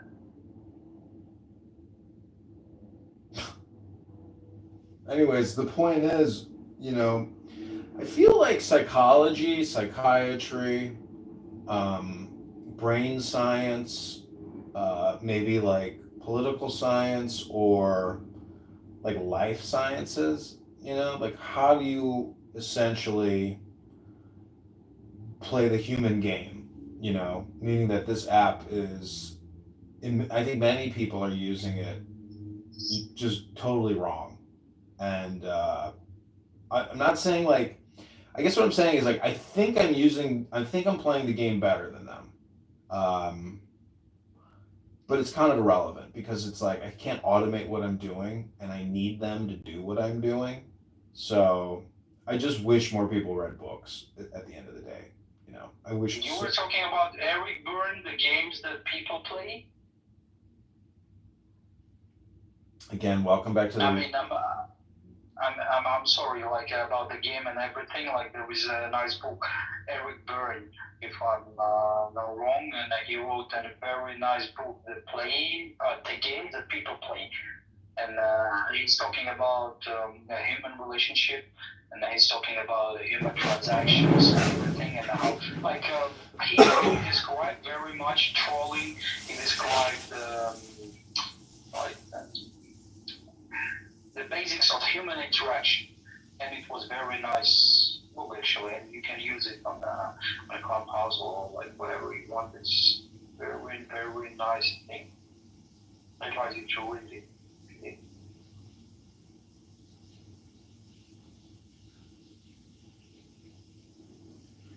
and fuck me in the ass up to them.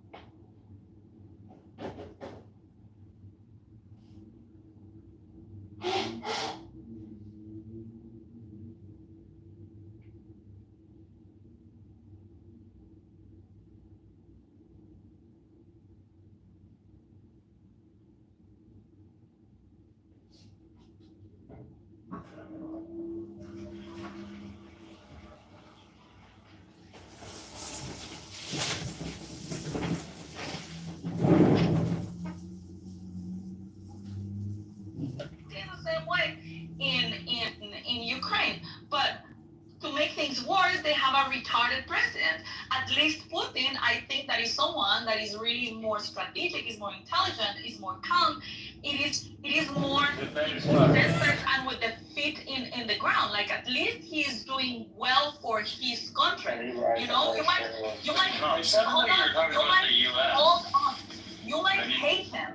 You might hate him, but I don't care about your feelings about someone. When you look about how his personality is, he is a good leader. Look at the fucking Ukraine president. He's a bitch. Okay, he said people After Friday, I really had a small respect for the whatever Zelensky. The way he talked to Vance and Trump and just kept interrupting. And I was sitting there like, dude, would you just shut your freaking mouth for 5 seconds? You're not the only one. Okay, and there's no excuse for him not to wear a freaking suit either. Like it's okay. That was he has this when the war is over, he's gonna put the suit on. That's his. That's his stupid, dumbass excuse. You But came to listen, what happened America. on Friday? You can respect how we do everything, and you What can dress happened- appropriately. What happened on Friday? What happened on Friday is the most irrelevant stuff ever. It is just the thing that was in the on the public and the people were able to see an interaction. But if you really go into how Zelensky works, you know, in Ukraine and what he does, there is no doubt that he's just as thug as Putin, you know? And yeah, he might be just, let's say, in the right sense, in the sense of like, yeah, well, Putin shouldn't have invaded. Yeah, I agree with that. But still, like, there is a lot of background to all this story. Like, I don't think that Zelensky is more virtuous than Putin in any way. I don't think there would be war if Zelensky wouldn't be the president. I think so. Yeah, agreed.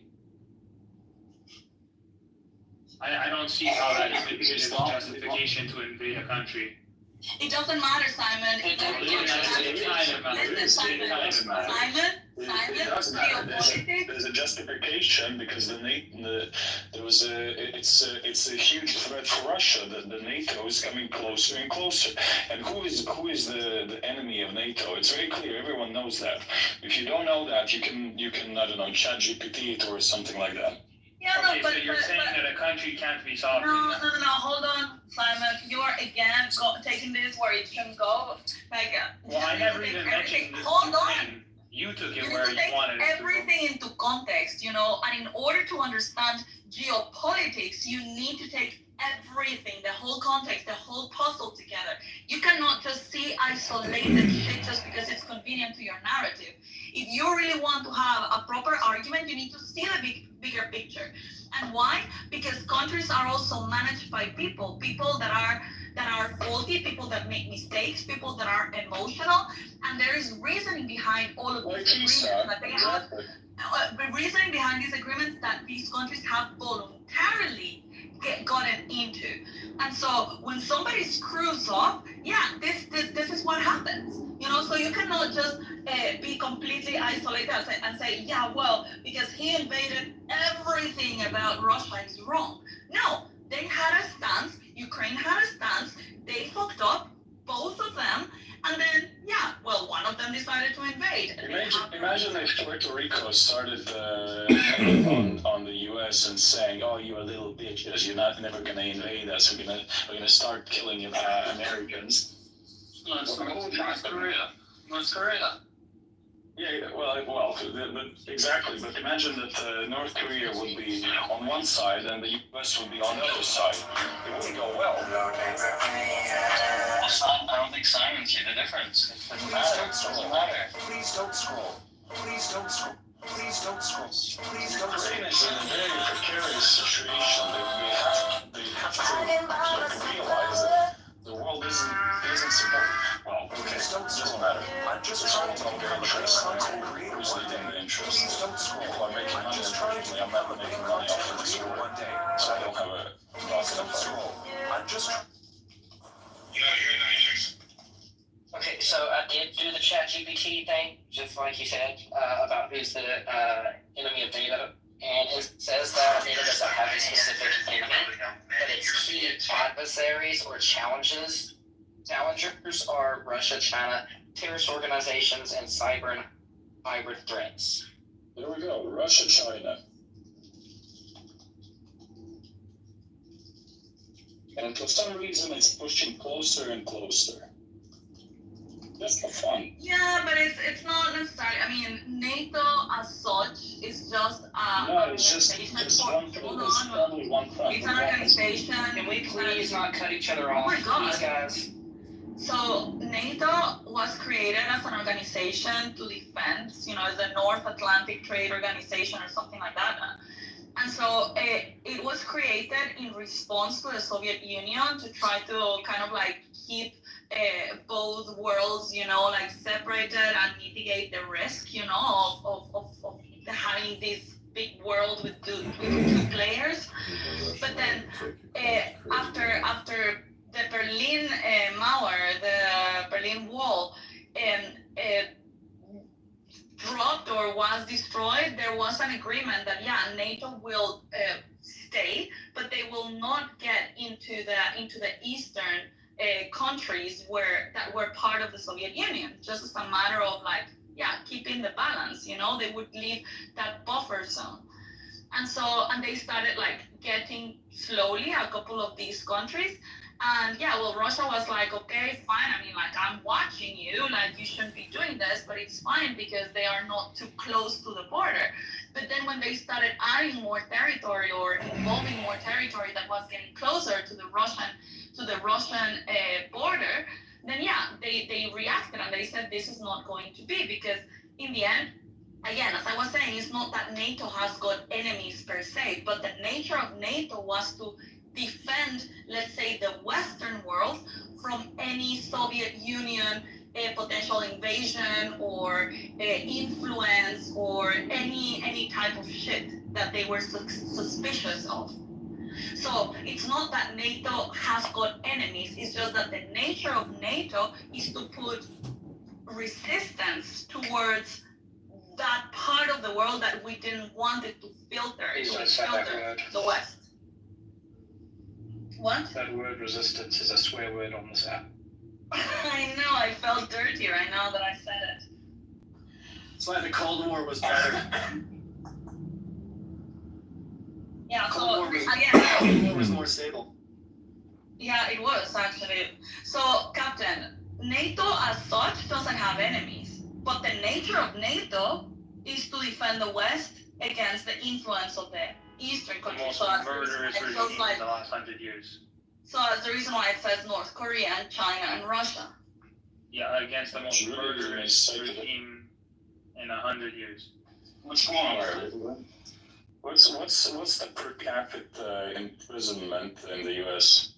And why does it stand in the? Why does that matter? I'm just curious, because it's a free country. Well, so you're saying people can't commit crimes in a free country? No. What he is asking is what is the imprisonment for political dissent. I don't think it is too high. I think that it happens, but I mean, they tried to do it with Trump. But the Constitution doesn't allow for that to happen, which is not what's the case of the UK. In the UK, they can put people in prison just because they said the wrong thing. I think he was talking about the overall imprisonment rate. But that's we are high, however specific. Sure, but I want them to be specific as to why we are high. That question. Sure, we are high, but if I recall correctly, Russia's what, number 2 or 3 in the world? Yeah, but that has nothing to do with being Again, a dictatorship or not. Yeah, exactly. That's why I wanted an answer as to why you asked that question. There are bad actors There's and people criminals. who commit crimes in a country, and then you have people who go to prison for saying what they want. That's completely two different things. Yeah, it's a different type of persecution.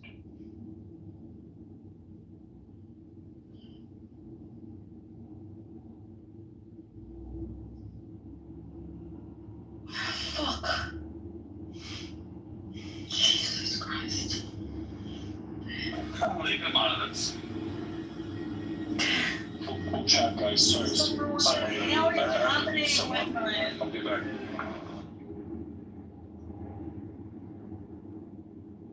Если Тони, не уходи никуда, Тони, куда ты уходишь?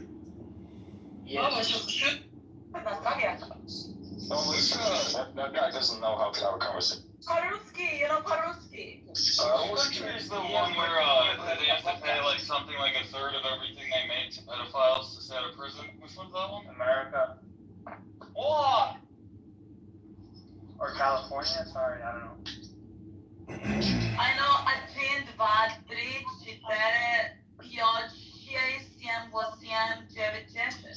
Your accent is just making me fall like Isa.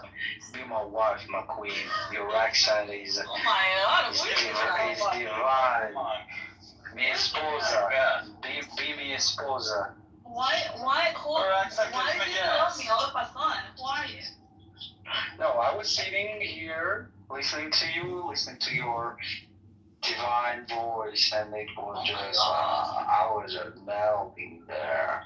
Oh my God. And also, you are very, very like smart, not like other whining bitches here. You're a strong woman, like, you know, you're more man You than like that. strong women? Of course I do. You can dominate me. No, I don't like domination. I prefer to be dominated. You just lost. You just lost. Okay. You had a chance, but you shot yourself in the foot. We'll figure out. Perhaps he's gonna fuck the Egyptian guy if he's not gay. Sorry, dude. What Egyptian guy? I don't know. What you were like cynic, you know. No. Oh yeah, she's like cynic. I would support that relationship. Yeah. I heard. The guy with like green eyes or whatever you were. I heard. Listen, Rabbi Randy McDickerson and Cynic were arguing yesterday, and they were tearing each other apart. It was like watching two Rams butt heads. It was so wonderful to watch them destroy each other, you know, lose their energy and just go crazy. Rabbi McDickerson and Cynic, they just go like fucking animals. Oh, I missed it. Oh, please, is there a replay?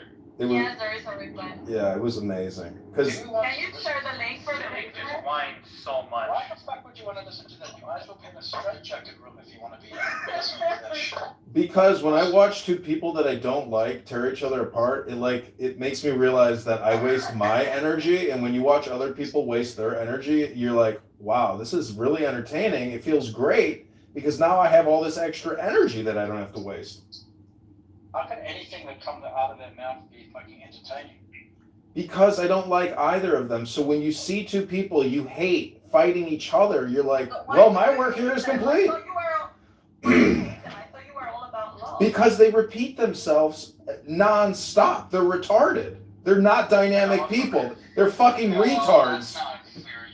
No, listen, I hate to tell you this, but this is an ESL room for low IQ dumb people wasting their time to talk about nothing. You don't have to tell us that. What are you talking about? But here we are, they're not here, and two of you are talking about them, so yeah. Loser.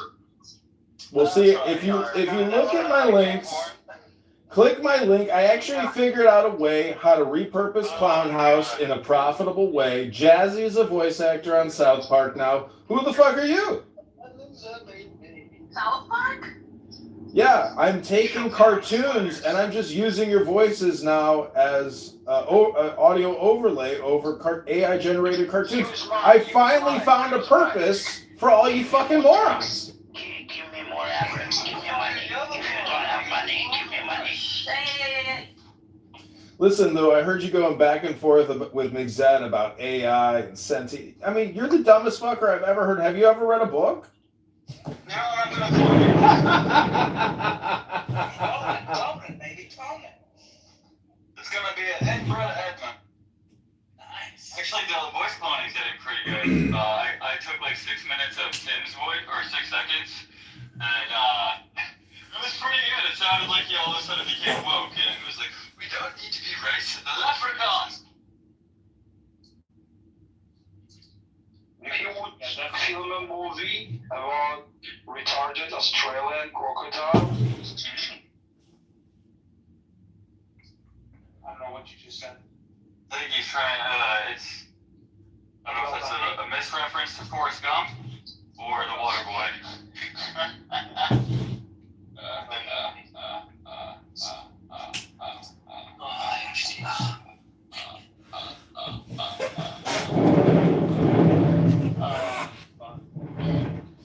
But anyways, yeah, I really would like you to actually watch my YouTube clips because I really do think that this is the way to essentially use Clown House because everybody here is a voice actor and no one's willing to do any artistic work. Everybody here wants to create art, but everybody here is too lazy. I mean, I'm doing it for you.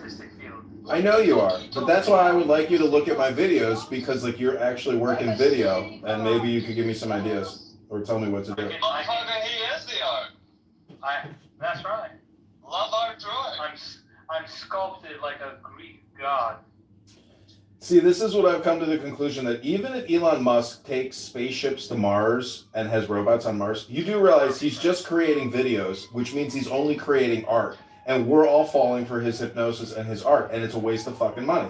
People need housing, people need food, people need clothing, people need infrastructure. We don't need fucking art videos on the fucking face of the planet Mars. It's fucking stupid, and everybody who thinks it's taking us to the next level of humanity or consciousness is fucking stupid. That's my opinion. That's right. It's fucking artwork. That's all it is. Motherfucker, there's abundance of content, but there's no shortage of food or clothes. We've just been conditioned. That's right. why you don't have black guys in your race?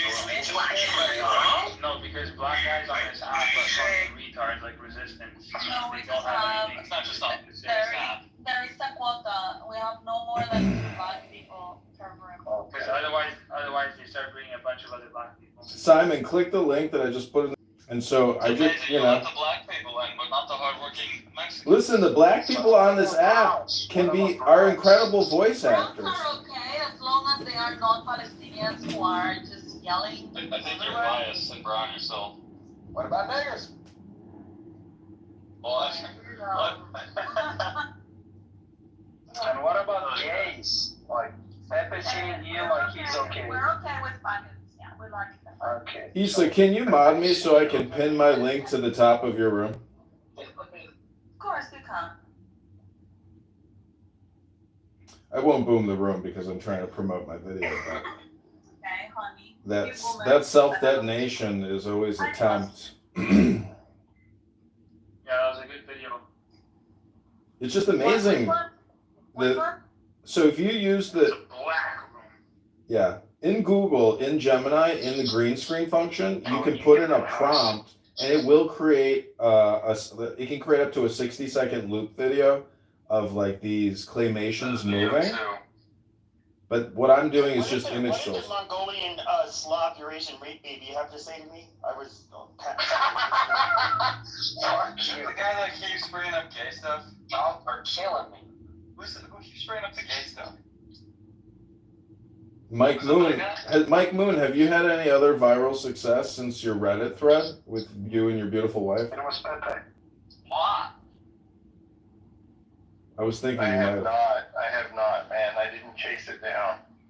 Damn. When the people got creepy about my daughter, I took it offline. Oh wow.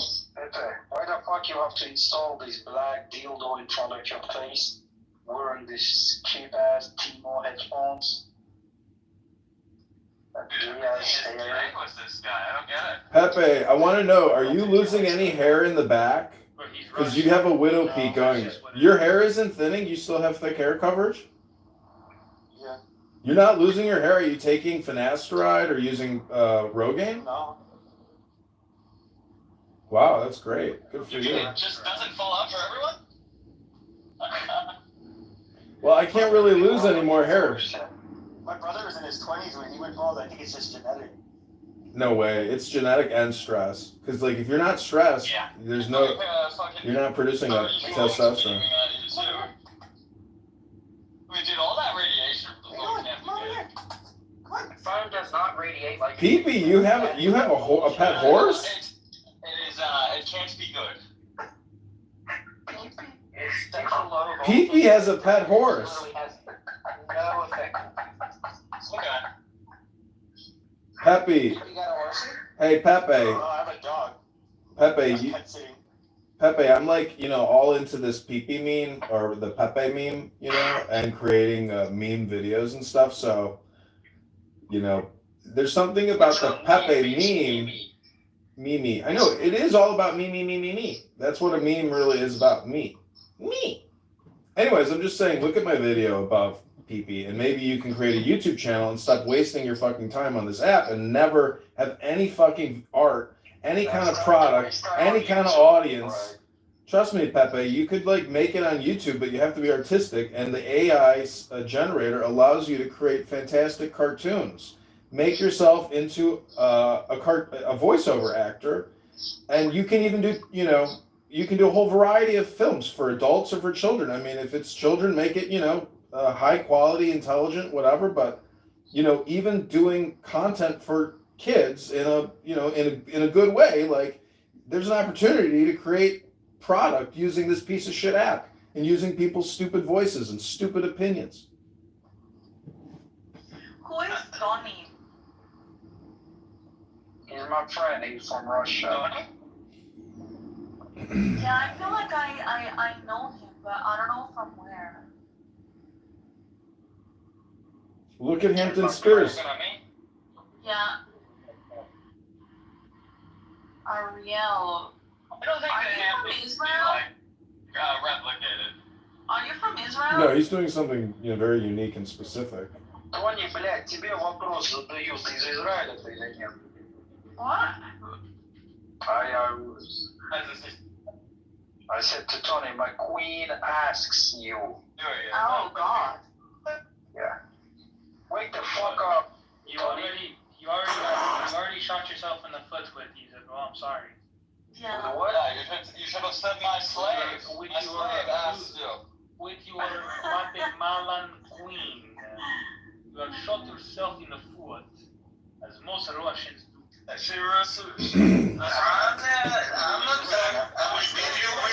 you a question. I will remove the ball gag from her mouth and you will answer it. What the fuck y'all talking about? Like, your Russian accent is absolute shit. This is not how you talk.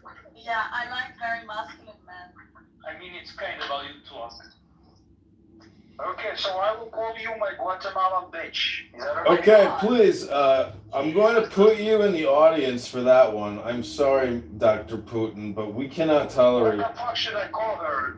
You don't talk to Issa like that. Not in Issa's itty bitty city committee. So click the link above. That's El Normo. I took audio samples of an El Normo room yesterday, and I overlaid that audio onto these Jewish AI meme generated images. And honestly, I think it's hilarious because they were really going. And El Normo is so facetious and funny, and it was just. I think it works. I think essentially, if you rebrand everybody as a cartoon, it takes out the horribly obnoxious, low IQ, dumb people talking about nothing component, and it recreates it into essentially South Park and a viable commercial product. But you know what you should do?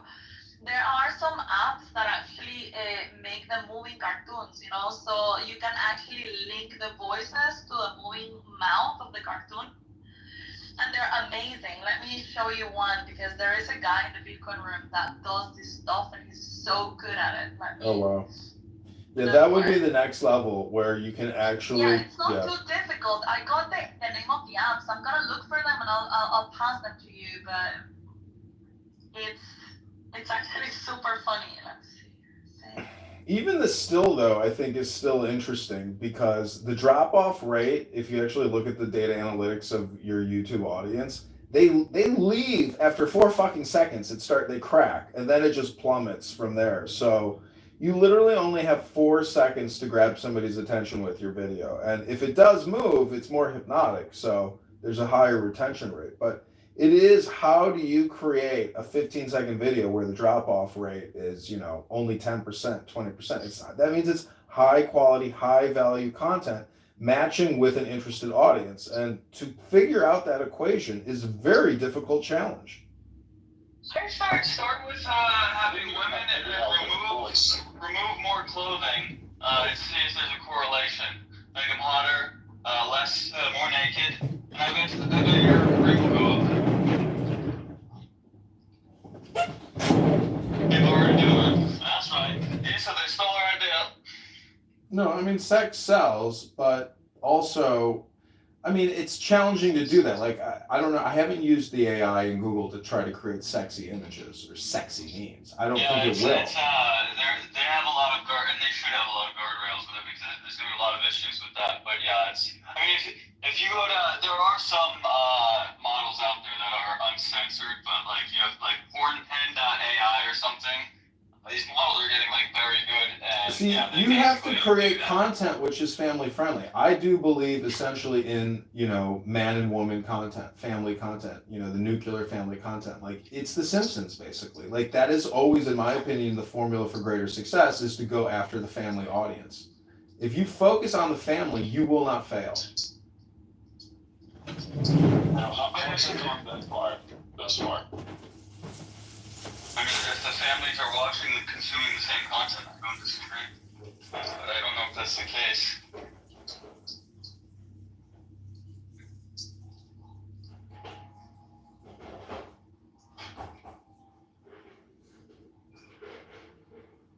That's how you have to use a video.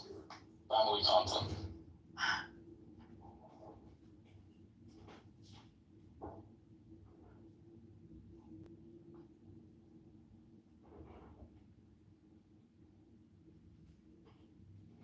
Y'all ever have peach knee-high? I love this soda.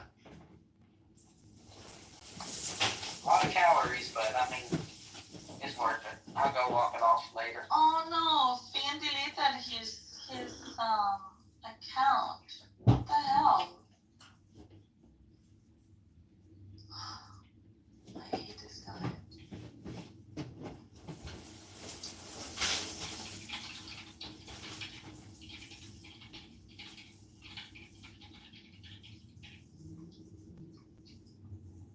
Y'all got any interesting plans for the rest of the day?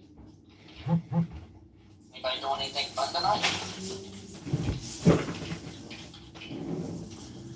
I'm planning on going to the gym right now.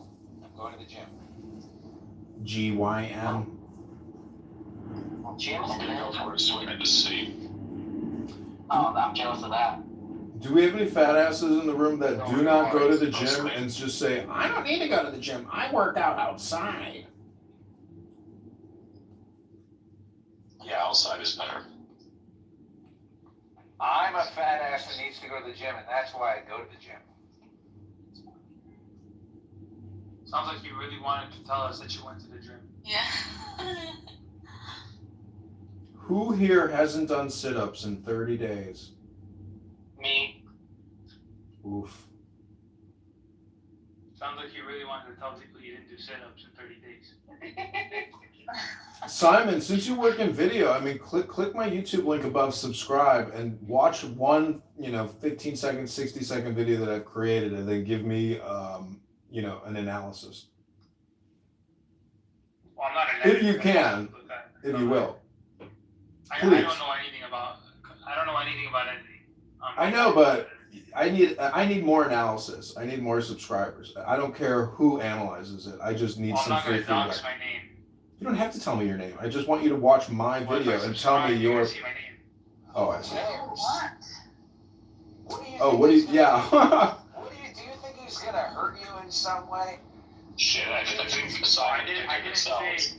say I'm Simon scared figured this out. that Edmund's gonna hurt me. I just said I'm not gonna dox my name. I don't really care who you I are. heard you, and then I If I said change the why. subject quickly, maybe he will forget it. I heard what you Simon, the said. point is, I don't dislike you. I just think you're stupid. Objectively,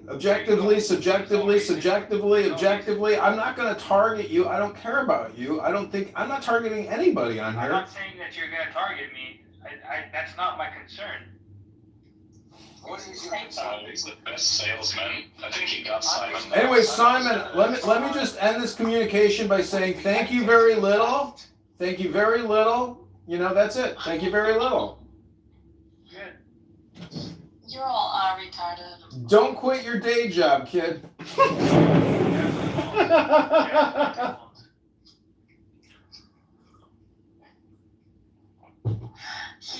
He's going to become a pastor of objectivism. Why did you call him kid? I want to be a pastor. I don't know. I'm 42. I imagine he's in his 20s. 30. I just turned 30. Oh, really? Oh, okay. Anyways, I'm just being facetious. If you could give me any analysis or anybody in this room, actually, Mike Moon would probably be the best analysis. He'd probably be better. He works in photography. All about editing, so I don't know anything about the edits or anything. I'm just good at telling you if the color is good or not. What I really want you to do is also listen to the audio because it's Jazzy and Goo talking about race. And I'm just saying, listening to what people are saying on this app and realizing how stupid it is, it could be an enlightening moment for people that use this app. I mean, I've heard Pepe go on for hours and hours and hours about the dumbest things I've ever heard in my life, where I'm just like, are these people just not reading anything? Do they just exist to just talk about the dumbest things you could ever imagine? Are you reading anything? Yes. Well, if you find the answers, you figured out the voice, you set up a very good voice, and that's all you need. Good voice, that's it. You might need And then call everyone retarded and dumb. I mean, good looks also help too. Yeah. And a good Yes, bong. especially if you're a lady. And a good bong. Oh, yeah. When you're a young boy, that's kind of smart. Never discount a woman's ass. I mean, there is something called the goddess of the curve or the ass goddess, Aussie or something. I mean, it pussy bends steel. It truly does. A woman with a great ass and a very stupid brain can still dominate because Ask McZed, he knows Kabbalah. If you study Judaism, you know that beauty in itself is enough it's like an infinity stone. And a beautiful woman is like an infinity stone. Think about the wars that men have fought, hundreds of thousands of people dead because of a beautifully curved ass. Helen of Troy, etc. It goes on and on and on. That's true. more advanced language. You don't fight wars for that. How many wars have been fought for us? Pretty much just Troy. Just Troy? Okay, so it's not too many.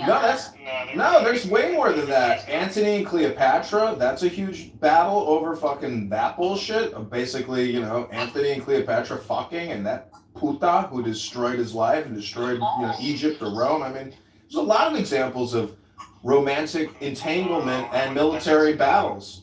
That doesn't count. No, she wasn't responsible for the downfall. It was a little bit boring. I asked ChatGPT and it gave me I know it six is boring. different wars. So there's at least 6. What are the other 5? Jayla, where nation are you from? Or are you from America? I don't get the accent too much. I prefer not to say, but I tell you now, you must have everybody to listen to your recording. It's not so exciting. I know, because it's not like a true cartoon, you know, like South Park, where you have individual characters doing a voiceover. It is a Clubhouse recording with an AI-generated image, and that's it. It's not gonna knock your socks off. You need to make the voices move, honey. I agree. This is not enough. This is not enough. I know it's not enough. Just Google AI apps to create. Just go to huggingface.co. Isn't there like a Netflix animated show or Cartoon Network that's like some guy did a podcast and then after the podcast he just took the audio and asked some guy to illustrate some trippy stuff on top of the conversation? That's like close to what you're suggesting. Yeah, it's midnight something. There you go, midnight something, yeah. Oh shoot, what's it called? No idea. Midnight Cowboy. Midnight Gospel. Midnight Gospel. There I am so good at that. It's always me, isn't it? So, you know. Yeah, absolutely. I agree with that. Is a totally accurate assessment. It's amazing. Listen to the video, you tell him what you think. I think he should take it down. It's so boring. But Ape, what was the name? See, this is where Ape Raham actually comes in handy because he is obsessed with AI. Huggingface.co. Okay, let me look at it. Hold on. I'll put it in the chat.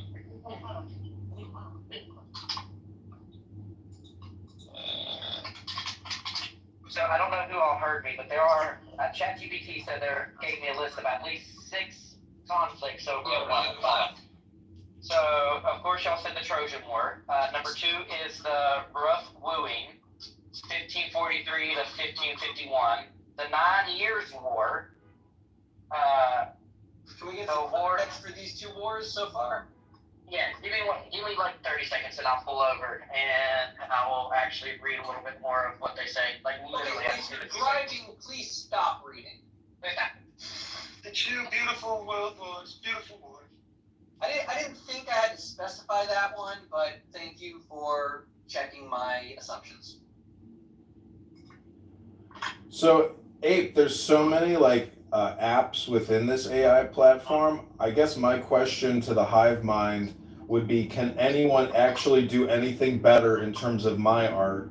If you can, let me know. Otherwise, all of your opinions are fucking useless. Oh no, there's like a dozen ways to be more artistic than what you're doing. Okay, prove it. Prove it. Show me your art, and then we will compare. I can show you my art. I'm not crafting it. Just throw some paint on the ground, motherfucker. See, it's just your opinion that you're not crafting art. But if you actually go on YouTube and type in your name, you will see my art of you talking about nothing. Every day, and I publish regularly. It's not for you. I do my art for money. The War of Rough Wooing. I'm parked in a parking space. In the parking lot, okay? That's right, this is America. The War of Rough Wooing was from 1543 to 1551. This war was between English and Scotland. It was triggered by English attempts to force marriage between Henry VIII's son, Edward VI, and the infant Mary, Queen of Scots. That makes sense. The 9 Years' War. Not exactly over a woman, but whatever. Go on, 9 Years' War. This through primarily a struggle between Irish chieftains in English rule, Hugh O'Neill's personal conflict included disputes over his marriage and alliances played a role in the escalating tensions. The War of the Spanish Succession, that's all it gave me. The War of the 1701 Succession, I don't know if that was a woman, really. It says while primarily a dynastic war over Spanish throne, part of the conflict stemmed from claims through Maria Teresa of Spain, whose dispute right to an heir played a role in power struggle. The War of Jenkins' era, 1739 to 1748. Not era, it's Jenkins' ear. Ear, yeah. Sorry, I'm on average. I'm a little dyslexic. Sometimes I read things wrong. Sorry. Most people these days don't know how to read out loud. Well, I've actually gotten a lot better. Though not caused by a woman, Spain's Queen Elizabeth Francis played a critical role in influencing Spanish policies that contributed to the conflict. Okay, so in sum, except for the Trojan War, there is very little evidence of anyone engaged in long-scale combat because of a woman they wanted. Maybe.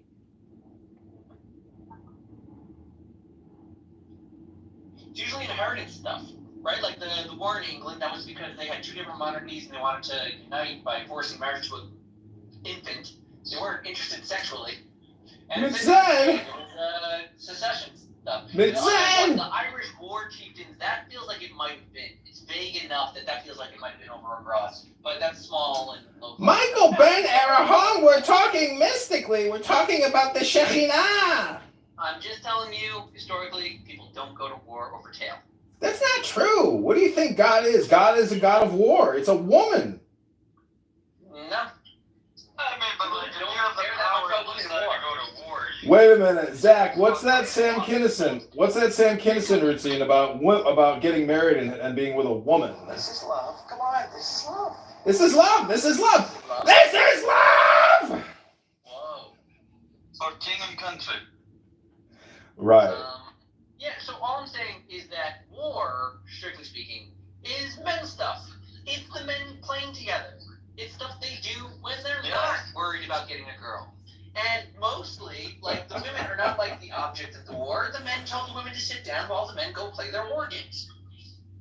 Well, the Tao Te Ching says that war is a funeral procession. It's two sides observing a funeral.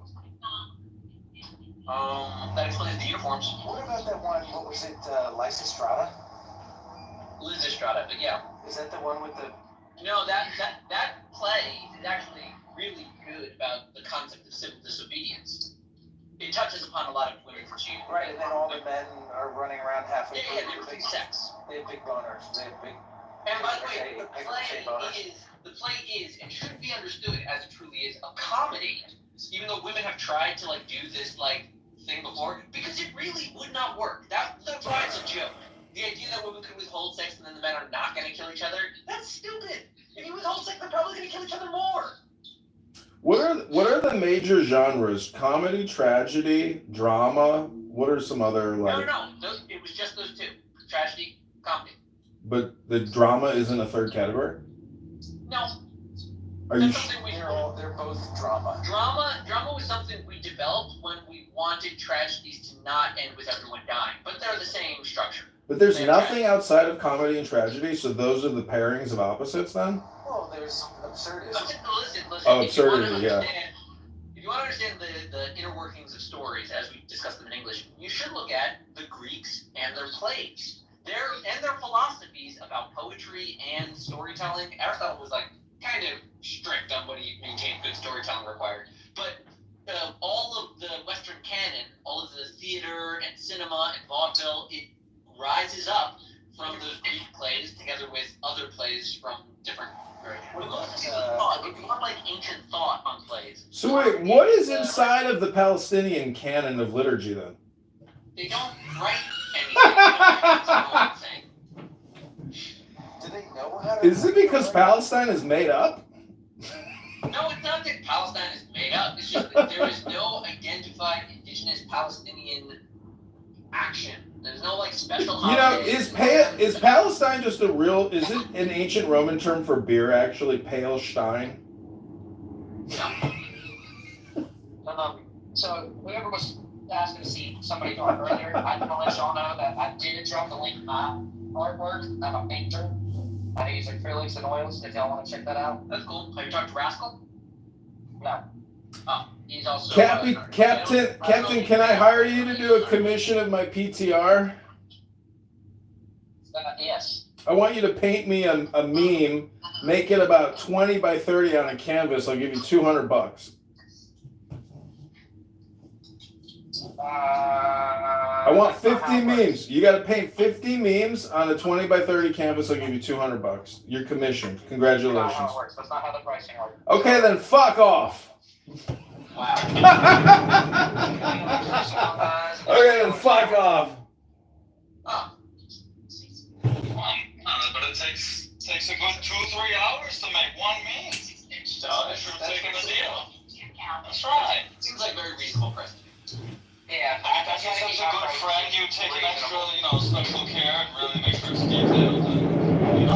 $20 for supplies, $20. I'm just saying, if somebody was to say to me, I'll give you $200 for a painting, I'd be like, fucking send me the Cash App now. $20 an hour, Yeah, but you said sell yourself short. I don't know what your art looks like, but. Well, I want my art to be accessible to a lot of people. I don't want to charge an arm and a leg. I kind of go with the Bob Ross philosophy. He didn't ever sell his. You just rejected $200, motherfucker. I'm just messing with you. I appreciate that you posted your art. Thanks. I can post some of my art, although I haven't made any art in a while. I've put down my brushes for about a decade, and I just recently started painting again. I've done 12 pieces since September. Listen, I like the fact that people don't like that I have 100 Instagrams, 100 YouTubes of Clown House recordings, and people think I'm not an artist and that I'm not getting paid for this art. That to me proves that my art is actually very functional, because I am getting paid at this very moment to sit here in my fucking mom's basement drinking a Miller High Life with orange juice, smoking a little weed, wasting my time talking to low IQ dumb people in an ESL room about nothing. I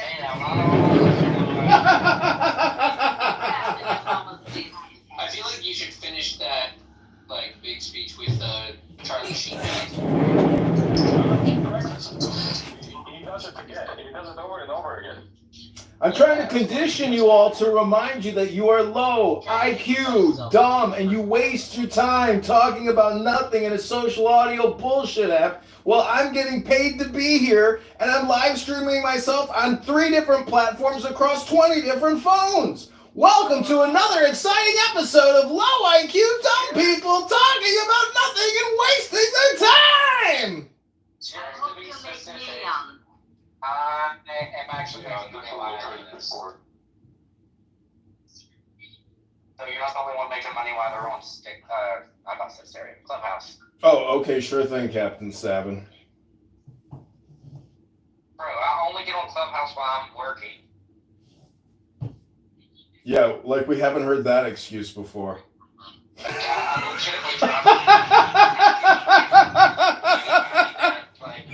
Actually talks to me. Go ask Jeff. Listen, I'll be as compassionate and as kind to you as I can be, but don't test my patience. What do you do when your passengers think when somebody drops an N-bomb? Well, I wear my headphones because of that stuff, and because of where the conversations go. And a lot of times when I have a customer in the car, I will mute up so that I can conversate with them. I'm mainly talking to y'all between riders. What's it like knowing that you're a taxi driver?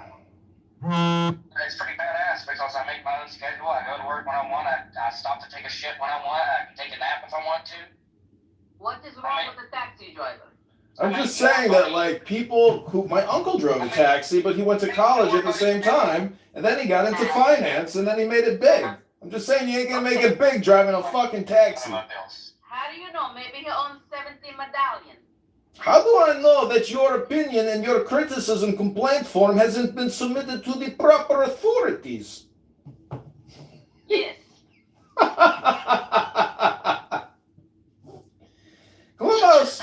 Clubhouse is not a complaint hotline, J-Lloyd9. I am here in order to roast you and create content for my social media platforms. Yes. Oh, not to mention, I'm also going to follow from TikTok. You keep saying that. You just. Welcome to another exciting episode of Low IQ Dumb People Talking About Nothing, Wasting Time, as I get paid to sit here in my mom's basement in my underpants, drink Miller High Life, and smoke weed, and roast you all. Yes. You're doing a shitty job. How you And get paid if you with have what to you flaunt how much money you make, people who actually make good money don't flaunt it, so. Another bad take by another person who don't make money driving an Uber. Listen, okay, we never make good money. He keeps saying about low IQ while he's just hanging out here, drinking beer and smoking weed. Making good money. He doesn't know what good money is.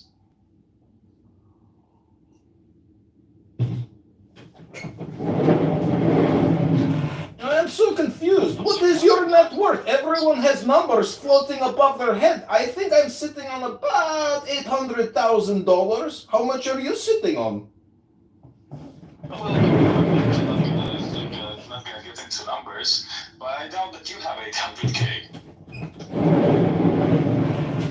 Okay, well, that is like your opinion, but I am a very truthful person, so I'm pretty sure my net worth is about $800,000 right now. I think so. You sound like you are like probably 20 years old and you just got out of college, now trying to make some money.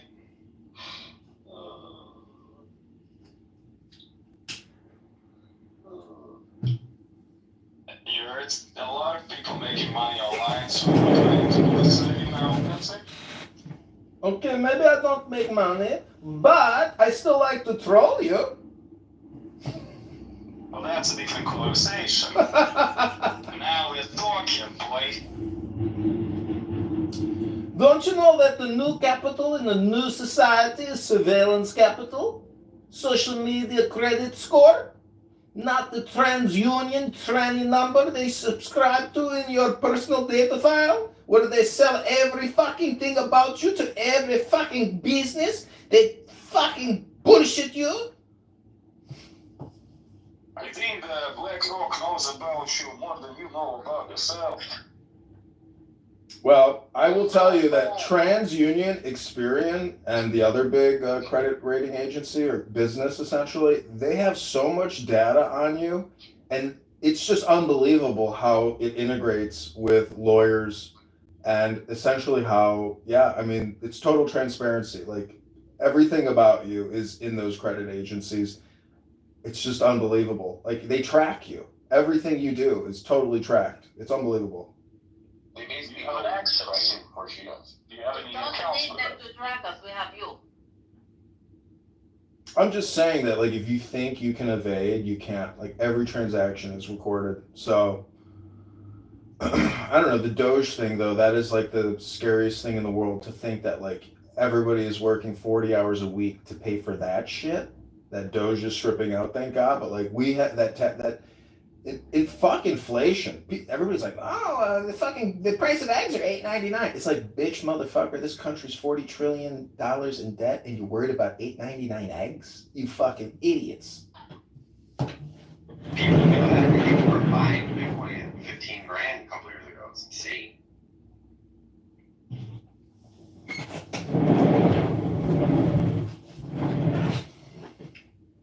I'm just saying that this is one giant Ponzi scheme. And the suckers, if you can get a dual citizenship and get citizenship somewhere else, I highly recommend it. Do you think it's different elsewhere? How naive. I think it could. I think the perspective is different. I don't think it is different. I don't think anything is different. I'm just saying that I think if you live in a major city and you have a lot of money, that's like living on your own planet. And so having access to another major city and having a lot of money in a bank account in that major city is the best way to live life. That's essentially being bi-coastal or, bi-international. I mean, obviously you hope it's in a safe country. That's one of the safest countries. I'm just saying that is a very difficult thing to achieve. I mean, you have to be very successful to achieve that. I mean, look, we're selling these golden visas now for what, $5 million a pop? Peter Schiff is saying, why the fuck would somebody come here, give $5 million for citizenship so they can pay income tax? Are you, what kind of fucking deal is that? That's fucking retarded. That's a little bit too much. You can get for 100K in Dominica, and you'll get the passport. You can travel everywhere. It's much cheaper. Also, Portugal is much cheaper. But only hope you have is that these agencies don't necessarily communicate to each other, especially when internationally, the banks that you're using. That's the only hope you have. Motherfucker, it's $150 for like a St. Kitts and Nevis passport. Why would you pay $400,000? Listen, the U.S. government is liquidating its real estate portfolio right now. In downtown Chicago, they're putting up for sale two of the biggest skyscrapers in the city, and they're all they're all empty. It's all empty government office space. And I mean, I don't know. I know people will buy it and just reconvert it into condos, but holy shit, it's very expensive to do that. And the property taxes once you buy these skyscrapers is sky high. So I don't know. The government is broke, and they can keep borrowing from the Federal Reserve. But the problem is, if they don't actually dissolve the Federal Reserve and assume the debt, it's even worse than a Ponzi scheme. It's like, it's worse than a Ponzi scheme because the American population is so disconnected from the dollar because technically it's just an international banking instrument. And the fact that of this separation, if Trump doesn't address the separation of the Treasury or the U.S. government and the Federal Reserve, this is just the biggest rug pulling, never ending, kicking the can down the road. Like, I don't know what Andrew Jackson, the whole thing about having a central bank. It should, to me, it just seems like if everything else is decentralized, why don't we decentralize the Federal Reserve? And I think it has to be done now. I think everybody's saying it. Andrew Jackson punched a central banker in the face at one point. It's because, I have banknotes from like the early 1900s. I have one from my local town here in Chicago called Jefferson Park. It's issued by like the Jefferson Park Bank. But banks, there was no monopoly on currency printing. So all these banks, it was totally decentralized. That was like the technology of the time, is decentralized currency. And that's really what these banknotes were. But once the Federal Reserve took over the production of all dollars and we have the standardized dollar, it seems to me like we could, where's McZed? We need essentially the debt jubilee. We have to dissolve ourselves of these obligations to pay back this money. That's my opinion right now. Yeah, you know that Chicago is like Detroit 2.0, right? Like it's not coming back. I agree, but we are on a lake, and so for 6 months it is like the Riviera. I have a sailboat, with a restaurant and a bar attached to it on the beach. Like, it doesn't matter whether you're in Miami or Hermosa Beach. Like, the beach in the summer is the same beach. So, if you can live in Chicago from June 1st to Thanksgiving, it's a great city. Then you just have to leave. That's why I say bi-coastal is the way to be. Whoa. Beaches are not the same beaches. I know, but I'm a fucking pauper. I mean, beggars can't be choosers. Yeah, but you got different types of sand, you got different water temperatures, you got different amounts of surf. Pussy too. I'm not saying it's the fucking Ritz. Like who the fuck wants to see the people of Chicago in fucking swimwear? My Ditka! Yeah, Ditka's all around. Ditka.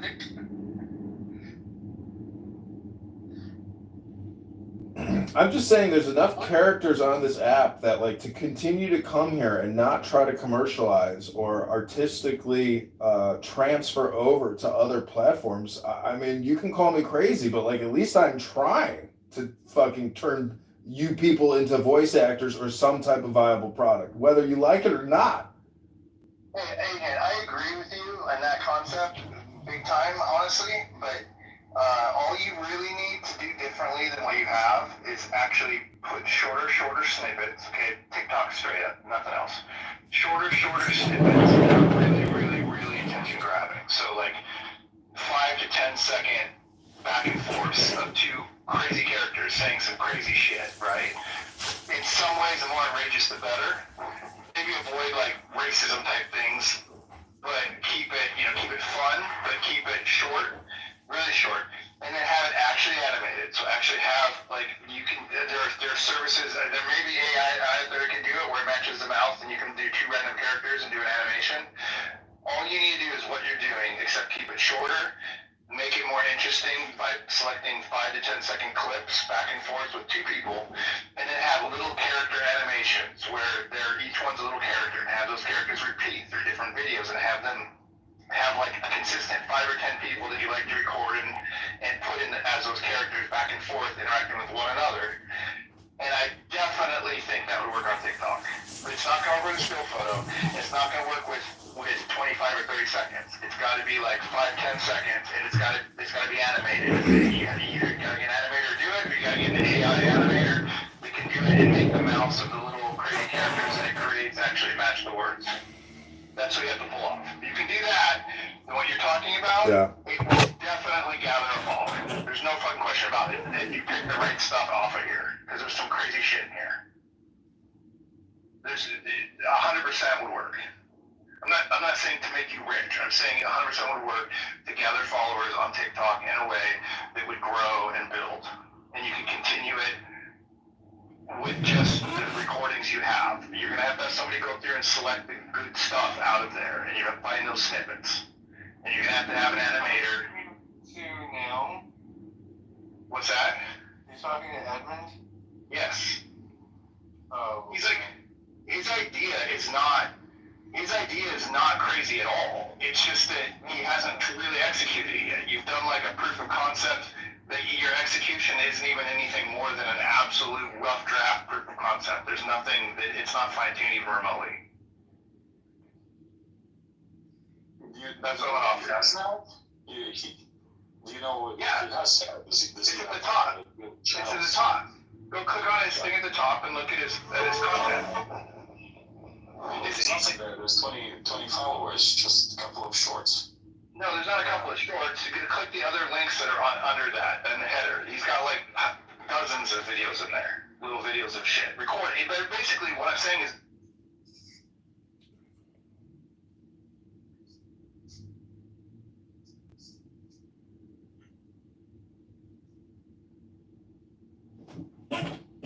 Yeah, I get it.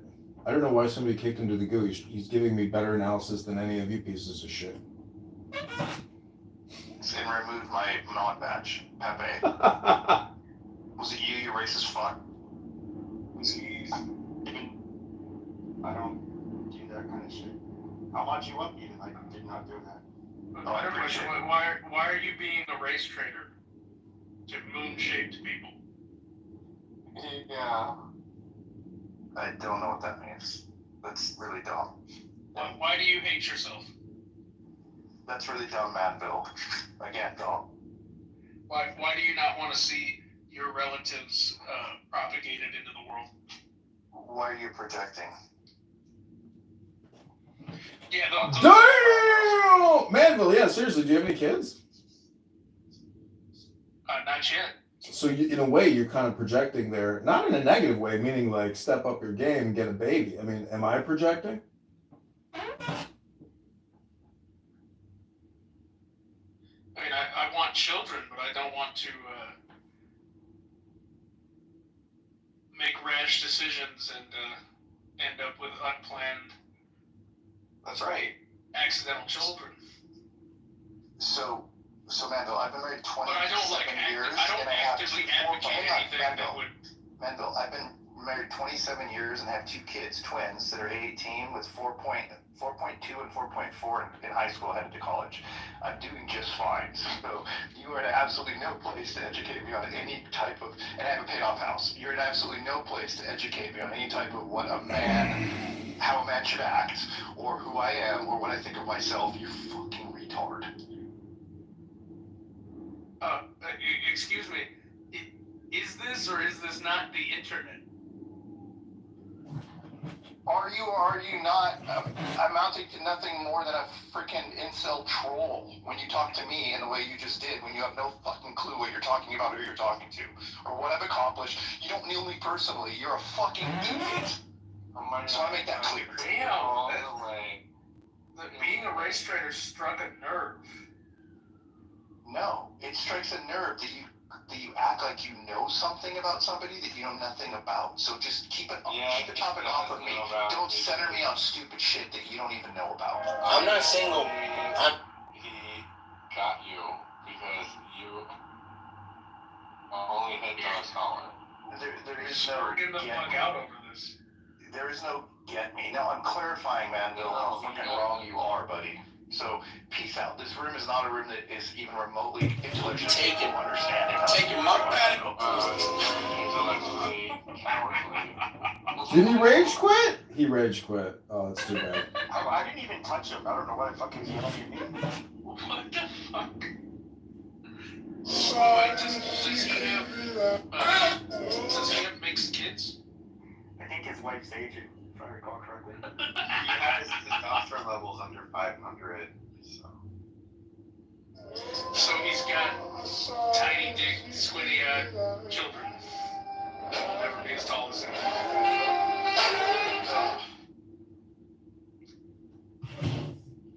So I'm creating a TikTok and I'm using a CapCut, but I am importing a video of Britney Spears of her dancing on her Instagram account. I don't know if you've ever seen her Instagram. Yes, it is the craziest, weirdest videos, and she is so rich, and she's like on vacation at some like luxury resort on the beach.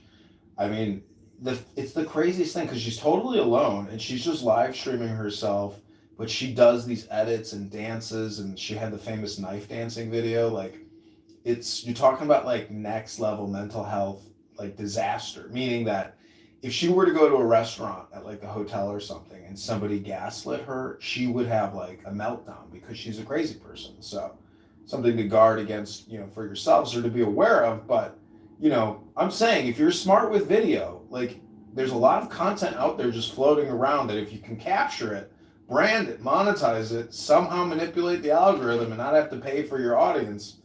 Everybody here is essentially talking all the time. So, like, I look at Pepe's PTR and I'm like, okay, Pepe, what's your website? What's your YouTube? What's your TikTok? What's your Instagram? It's like, what are you doing here? Why do you represent yourself as like some kind of a podcast commentator, B-level celebrity? It's like, where's your shit?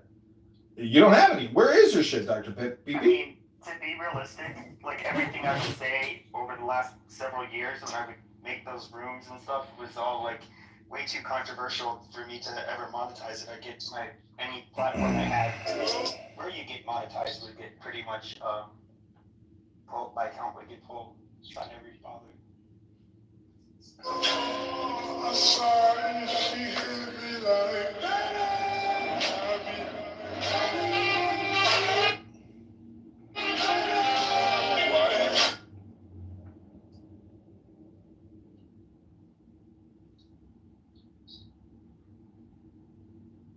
What's his name? Now subscribe. There's like 20 different accounts with 10 subscribers and hundreds of videos. Managing free speech. Companies can no longer, say things on. I know I don't have much of an audience. My biggest YouTube account with most of my Clubhouse account, it's called The Memes Movie. It's 5.5 thousand videos, 1.62 thousand subscribers. It's called The Memes Movie. I can pin it if you want to see it. But it's all the same. It's all the same shit. It's just me recording Clown House for like 5 fucking years now, and it's really stupid. But it is what it is. But your voice is good. Yeah, I something about that voice. yeah, I read a lot of audiobooks on YouTube. I have thousands of videos up of me reading, philosophy books basically. Yeah, the memes movie. I'll pin the link to the live stream. I'm just an actor. I mean, I'm an actor. I was literally, I played FDR in my 8th grade play, in Annie. I got the part, which is getting the role. It's all performative. Everything is performative. Everything Elon Musk does, everything Donald Trump does, is all performative. And Donald Trump's State of the Union, or speech to Congress, was a performative event. It was a major public speaking event. It was a huge success. It's all on X. It's all branded under the Trump 2025. These are communication experts and huge communication operations. I mean, what are you doing in terms of communication? It's a question to ask yourself. Okay, good question. Good question. Maybe we'll have a conversation in person, but online. What do you mean on Clubhouse? What is this? What are you talking about? Do you have any network? Do you have any employees? Do you have any volunteers? Someone who does anything? I've got Clown House. The fuck are you talking about? I have all of you to record. Right. You're all my free employees. No, but really. No, why? I'm not spending any money. I'm not spending any money on any of this other than my burner phones and a 30-day to create the accounts. I mean, I need a telephone number. Anyways, I'm not putting any money into this, but it is an ongoing artistic concern at this point. I mean, but Dr. Lopez here, another fucking Clown House genius, cheesecake eating fat ass. She's always got great opinions. Welcome to the room, Dr. Lopez. Thank you so much.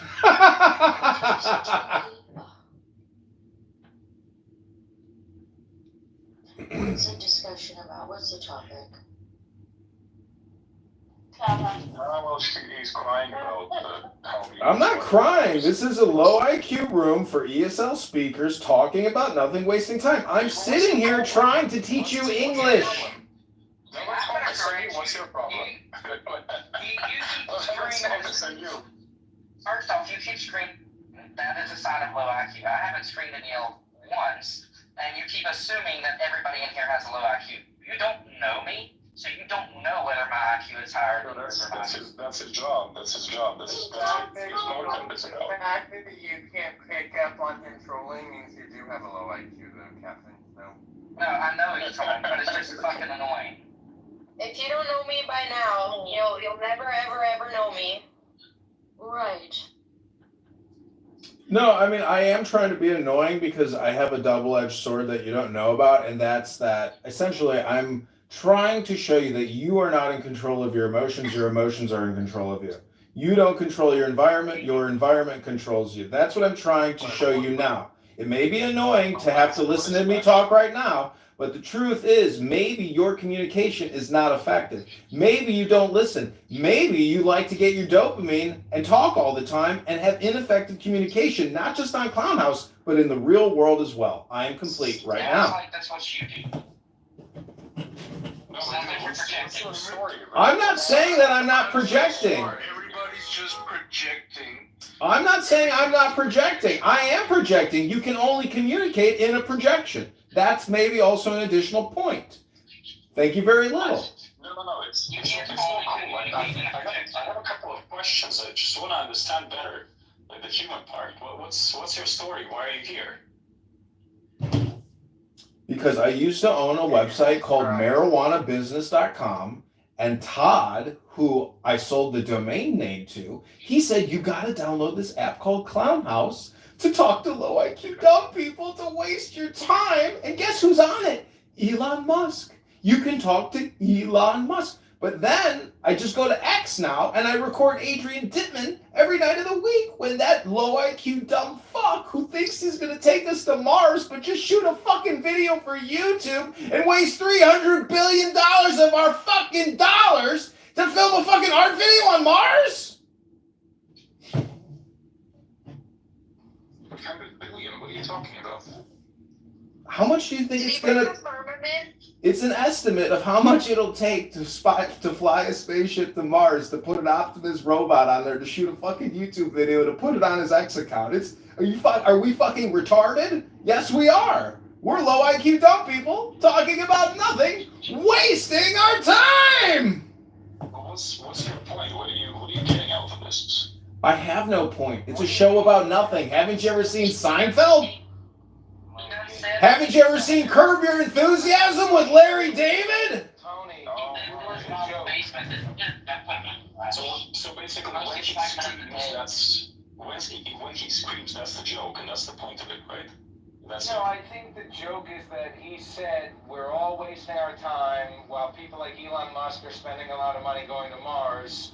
So basically, if you're on this app wasting your time talking about nothing, you are a low IQ dumb person wasting time talking about nothing. And then if your response to that is, but what is your point? Then you have become the joke, and it's a self-roast, and you are the subject and the object. And that's cool, but I really wanna know what's...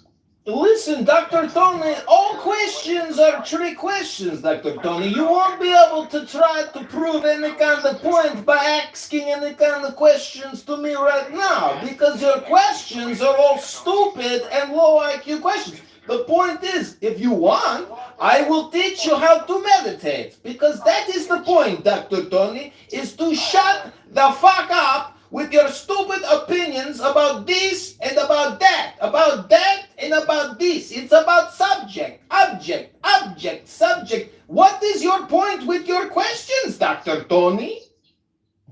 This guy has no... Listen, hold on, listen. Go on. I said the only point he has, and what he gets out of it is just control. Is that what he said? No, I get it, but does he have any reason for trolling? Does he like, does he have any interest? Is he developing himself? But what is reason? What is the definition of reason? What is the point of your reasoning? And what do you think about this? Seriously, what do you think about this? And what do you think about that? He thinks. What do you think about this? He spends Tony is fascinated because suddenly he finds himself at the precipice of his own stupidity, and the self-roast has begun. Tony, the point is I have no point. It is the ultimate point of nothingness, is to just film the dumb low IQ people in an ESL room talking about nothing, wasting their time. Why don't you see that that is my point? That this is a room about low IQ dumb clown people in an English as second language, talking about nothing, wasting their time. What is so difficult about this concept, Dr. Tony? You get really any money out of it, or is it just a waste of time? Are you asking me that question, or are you asking yourself that question? No, I do. Well, I know what I'm getting out of it, but are you getting any money out of it? Not right now. Alright, do you want to talk privately? No, I don't want. Why would I want to talk to you privately when I can talk to you publicly? Do you know the difference? What is that difference? We got another rage quitter! We got another rage quitter! We'll have a little arrangement. You want to make an arrangement with me? A little one. Yeah, I like your voice. Well, I like your voice, and it is not little, it's a big one.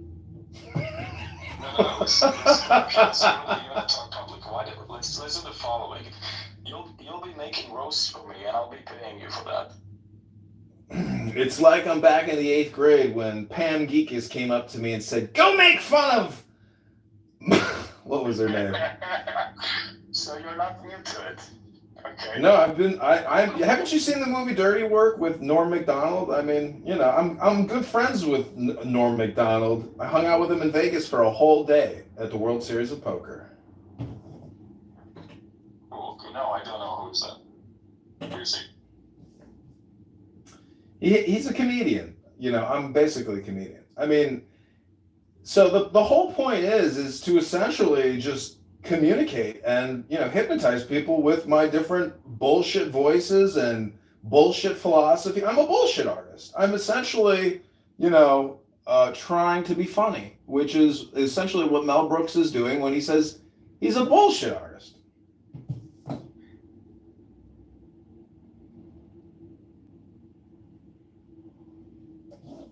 Okay, I found him. His face rings a bell, but I don't think I remember any of his works, comedy. Well, you're not from the United States of America. You're from Ukraine. Why would you know everything? I'm not from Ukraine. Well, where are you from, Dr. Tony? You're not gonna know. Well, I don't care. It's a trick question anyways. Who fuck cares where Dr. Tony is from? It is the Mars. It is the Mars we come from.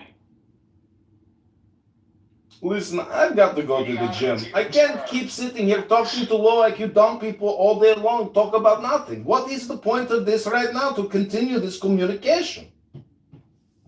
So how much are you charging? Just click link above, hit subscribe, and then you will realize that I am charging you nothing right now for this free ESL consultation. No. I want something more specific. This is. Do you think I am like AI chatbot compression trying to help you take English for free? Tony, just laugh at yourself and it can be over. This reverse. You are like Andrei's stupid brother. You must be related to moron Ukrainian known as Andrei the fucking reptile. He was here before. Yes, you are his younger, maybe stupider brother, but welcome to the low IQ ESL room where we talk about nothing and waste our time. Russian, Ukrainian, Latvian, Slovakian, fucking Turkmen. Who gives a fuck, Tony? No, but what is the point? I don't get it.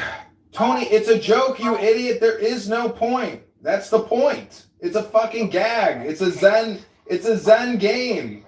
I can't believe it. I just went into a shop. No, it's my turn. Hold on. I'm upper left now. I'm the Issa now.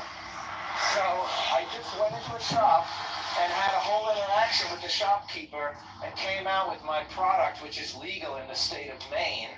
And you guys are still telling Tony that there is no point. That's amazing. Is he gone? Oh, you put him in the audience. Tony, the point is meditation, to silence your lips, which means silence your fucking brain. You don't have to talk. Talk to him about lips. I think he has an infatuation. I think he's into you, man. No, yeah. Well, like, how do you hold your lips when you make this? How do you make this voice correctly? How do you practice? How do you practice? Like you just practice here. Oh, that was good. Is he doing American? When you said practice, that was a really good American practice. Yes, this is ESL room for native English speakers to help Russian and Ukrainian immigrants learn how to speak American English. I give you the English. I need a ball. That's it. Please go to pronunciationworkshop.com to purchase the full English native speaking course from Dr. Gruber. That is pronunciationworkshop.com today. Are you Ukrainian living outside of Ukraine because of the war and want to brush up on your English skills? Go to pronunciationworkshop.com right now.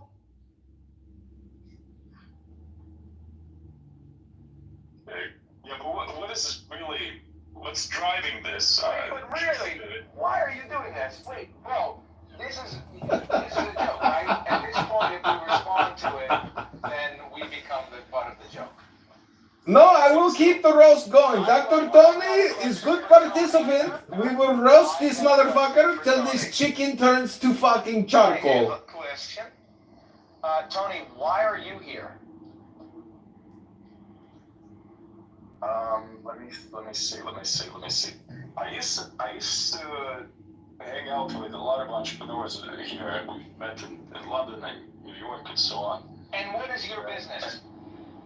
Well, it's a few of them. And what's the best one? Pick the best one. I have a consultancy and professional services. Oh, you're a consultant. So you help other people run their business by they consult you? No, Zach, he runs other businesses where low IQ dumb people talk about nothing and waste their time and they bill for that. He's a fucking bullshit artist guy just like me. No. What we do is we run a little network of entrepreneurs, around 700 globally, and so whenever you have an issue, and if there's someone in the network who deals with that, we'll So it's like a pyramid scheme. It's like an MLM kind of pyramid scheme. Do you have to pay to be? Do you have to pay to be part of it? No. So how is it a business? So the business part is when you hire us to find someone. Zach, this is a fucking ESL room. Don't let him bullshit us. Come on, Tony. Don't waste our fucking time talking about nothing, you fucking idiot. Put the link in the chat and shut the fuck up. That is the point. No one cares about your network, your social. You're talking about the Facebook profile, you fucking stroker. There's no Facebook. There's no website. Exactly. That's why you are waste of time kind of guy. Put the link in the chat, motherfucker. We have email lists and phone numbers and so well that's the consultancy part, but there's also real estate. It sounds kind of like a bunch of bullshit. How is it a business? You run a group that show us the website and then we will believe you. Otherwise, shut the fuck up. Do you have a website? What is it? No. There's no website. Why do I need a website for that? Most businesses these days have a website. Okay, sorry, Dr. Tony. We are taking break from your bullshit. I was about to boom the room, but I refrained because maybe we can course correct and create something valuable for everyone in the room. But unfortunately, what you are saying is bunch of bullshit. Either put the link in the chat or shut your fucking mouth. Welcome to the Low IQ ESL Talk Nothing Waste Time room.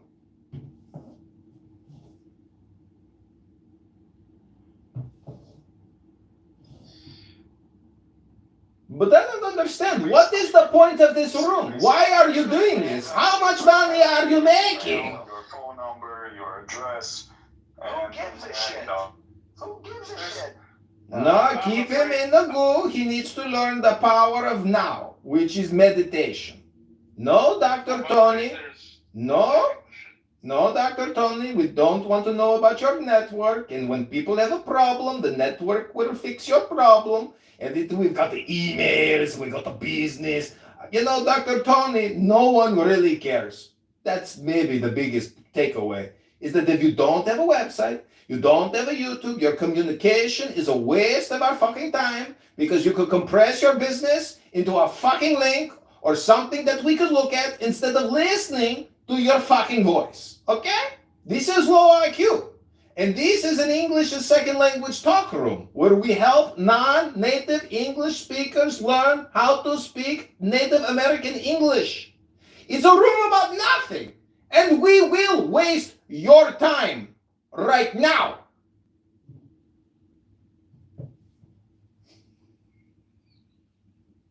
Yeah, but I still don't get it. What's the point? Wow. I think he's just being a screechy slob to be a screechy slob. Yeah. I don't think there is a point to their continued existence. Wait, but what really? I understand that. No, but seriously. Yeah, but seriously, what actually is the point? This is why, John, this is why I used to say industrial civilization is inherently exploitative and unsustainable, because eventually we will be back in a stone age. The level of technology that humanity has access to will return to that of the stone age at some point. And the question is, what will be left of the planet and of humanity when that happens? When all of technology collapses and the rich people have long left this place and gone to Mars or whatever, and we're eating each other, what will be the point then?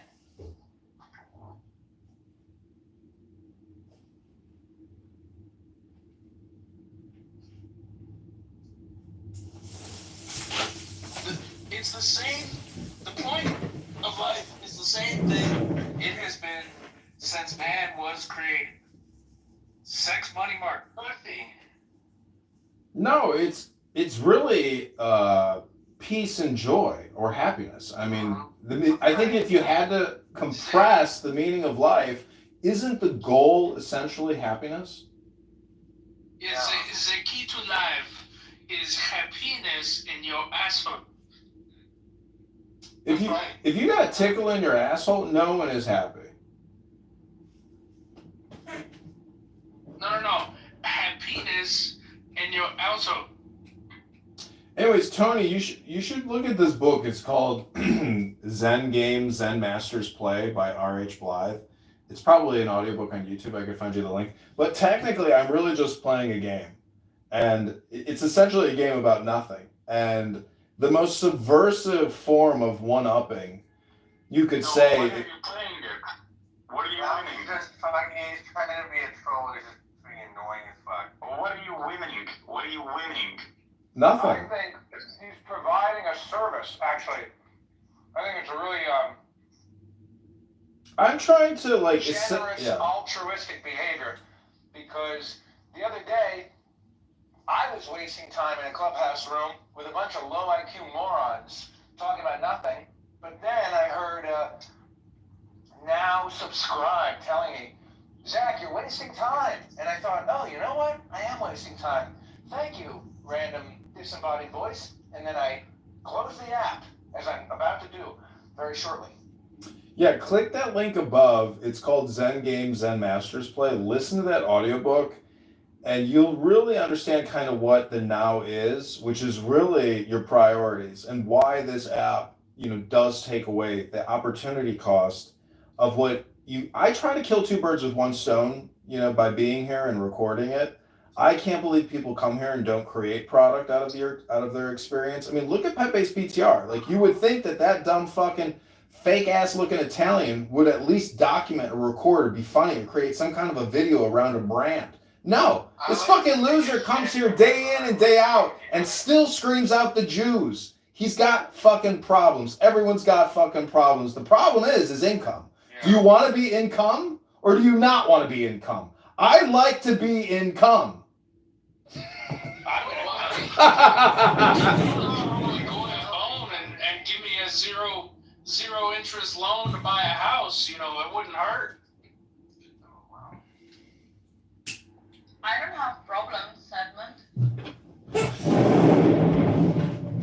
No, it's not about you having problems. It's about enhancing your education. And just click the link above. Listen to an actual audiobook. It is a book. It's somebody reading it. It's called Zen Games, Zen Masters Play by R.H. Blythe. It's one of the smartest books ever written. And I'm not just joshing you. It's not a waste of your time.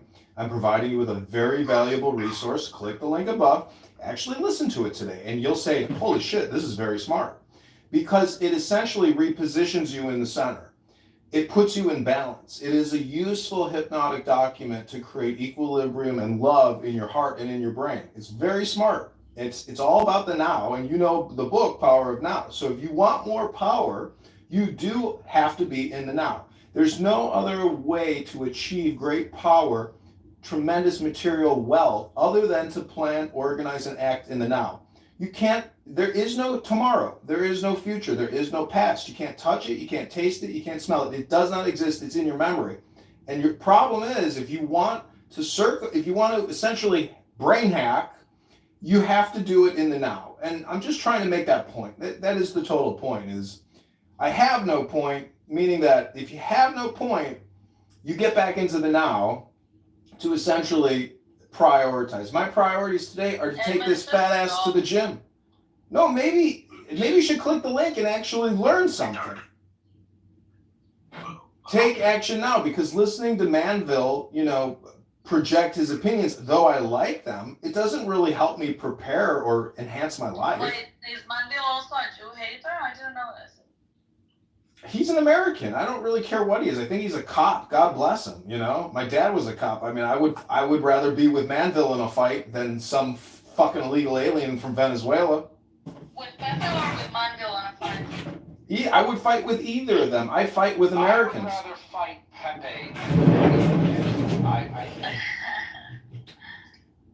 So you would prefer Mandel on your team? Yes, me and Mandel versus Pepe would be, I think, a wrap. Pepe's a boxer. Be careful. Oh, that's true. Pepe's a boxer. I might have to eat my words. It might turn into Manville and Pepe versus me.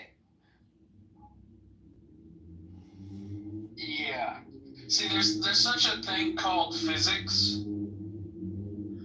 and when you're pushing close to 300 pounds with a lot of reach, it's very hard for a boxer. Are you 300 pounds, Mandel?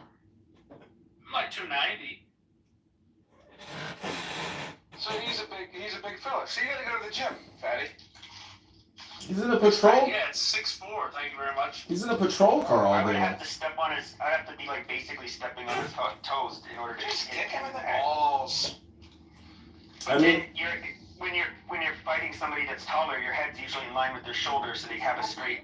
So you punch him in the Are balls. you a fighter, Pepe? I used to box him. No, but you see, if he gets close enough to connect his punches, that means that I can grab you, yeah. and then throw him. Well, what if you grab me I and then I go behind literally you have and to. choke you out with my If jujitsu? you're boxing, and you're somebody my height would have to literally smother them, so I'm under their punch. actually, Zach does Brazilian Jiu-Jitsu. I would probably put my money on Zach in this room, then Manville, then Pepe. Zach? Really? He's a I've done trained Brazilian. Jiu-jitsu. Oh, well, then you might have the I've had advantage. people try to put me in triangle chokes, and Yeah. I picked them up off the ground and pushed their legs over and folded them up like fucking pretzels. Are you talking about as a police officer or in the Jiu-Jitsu? I don't think triangle's the one. You gotta take the back rear naked choke.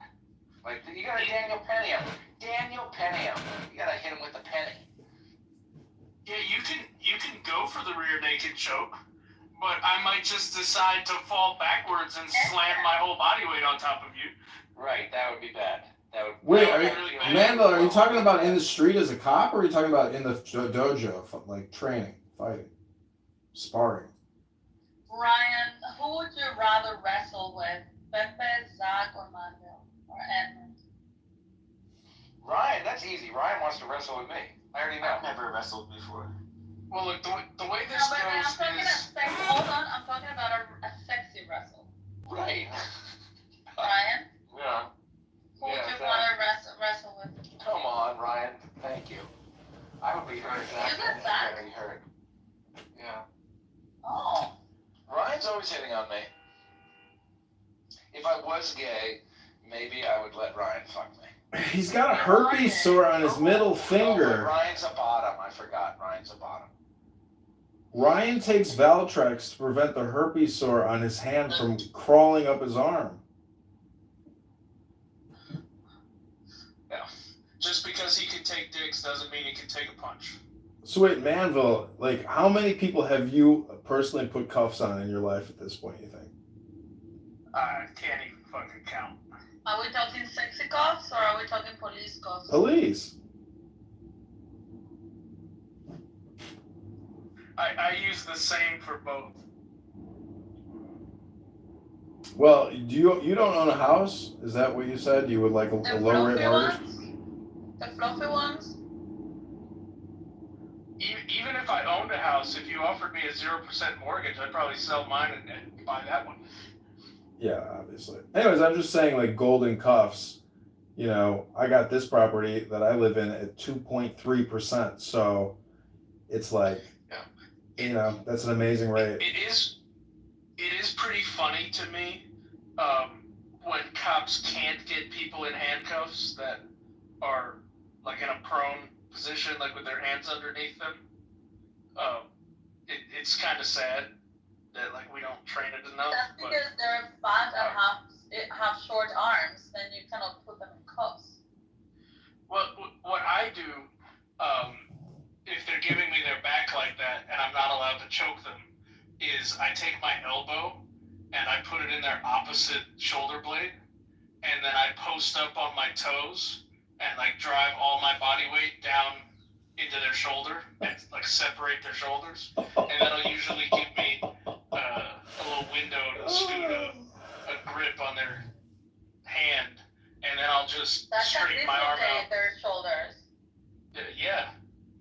If they continue resisting, I can't win. There's no way I can win against Manville. It's not gonna happen. Pepe maybe. So has anybody on the street ever fucked with you and you just pasted them like right in the face as hard as you could? I had an inmate in transport talk some shit and get in my face, and I dislocated his shoulder by pushing him against the wall. That's good. That's what we like to hear. Classic police brutality. One time my dad told me Excuse me, sir, I used necessary and reasonable force to remove the threat of bodily injury What color that was was imminent to my person. What color was he? What do you think? Don't answer that question. He was wearing orange. No, but what was the color of his skin? He was a Native American. He was Native. Didn't you know that Jazzy thinks that African Americans were here originally before they even got here? I mean, have you ever heard Jazzy's crazy history conspiracies? I don't believe that Jazzy thinks. You gotta watch my YouTube videos from yesterday because they're so disturbing and so toxic and so petty and childish. She's like a fat girl in an ice cream store or something. It's just like, or Varunka from Willy Wonka. She's like the black Varunka. Veruca Salt. Veruca Salt. So yeah, when it comes to like weapons and shooting, like I'm not worried about anybody in this room. When it comes to no weapons, like a street fight, I'm not worried. I guess the only time I would be worried is like in a boxing ring where you can't grab and getting tired out. Yeah, you're a big motherfucker.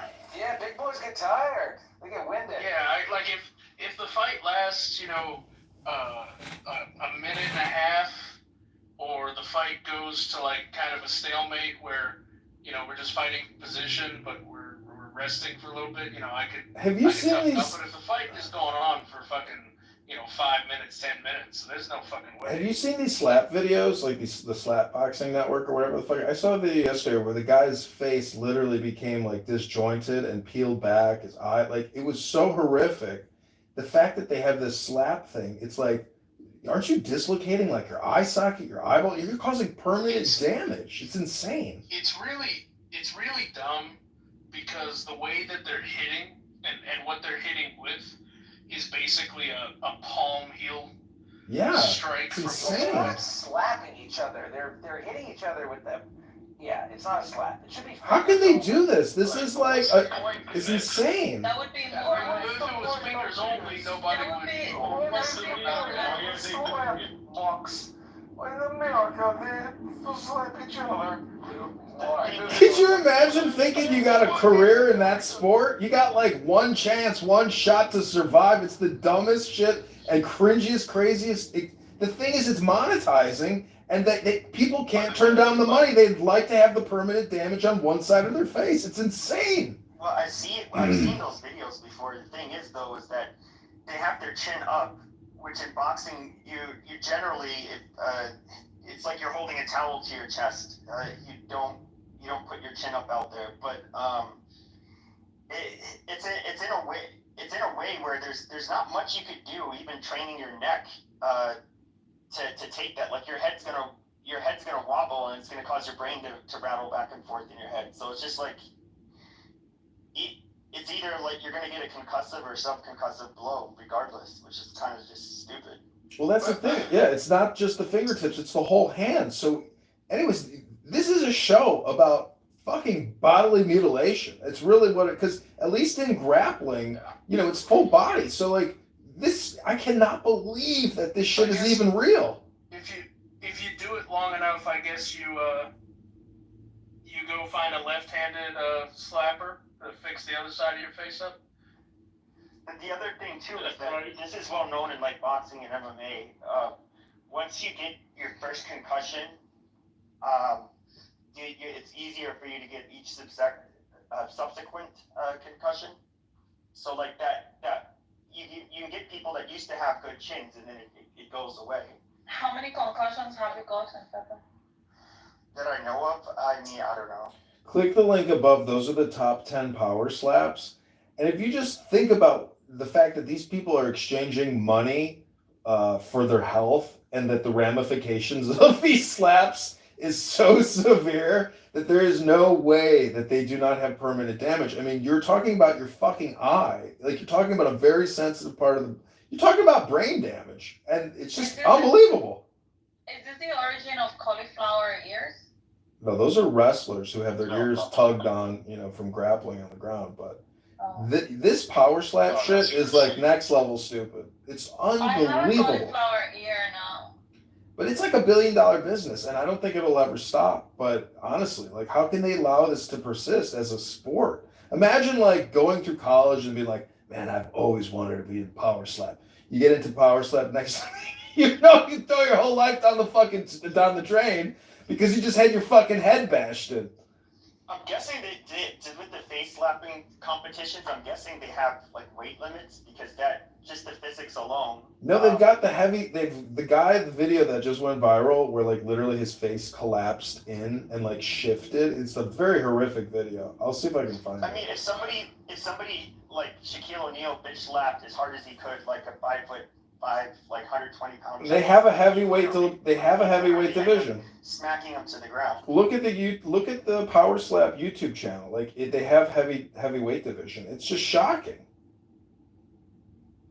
I can't believe YouTube even allows it. Like, I'm surprised it's not a violation of their terms of service. Because imagine, have you seen the amateur MMA boxing channel where like there's like some fighting pit in Georgia or something? Do you know which one that is? Are you talking about like an outdoor one? Yeah, it's an outdoor one. It's very popular. It's got millions of subscribers. The original Kimbo Slice videos? Basically. It could be the same producer, but anyways, I'm just saying that there are these like WWE, you know, WCW like things that are like small businesses, but damn, I mean, it's intense.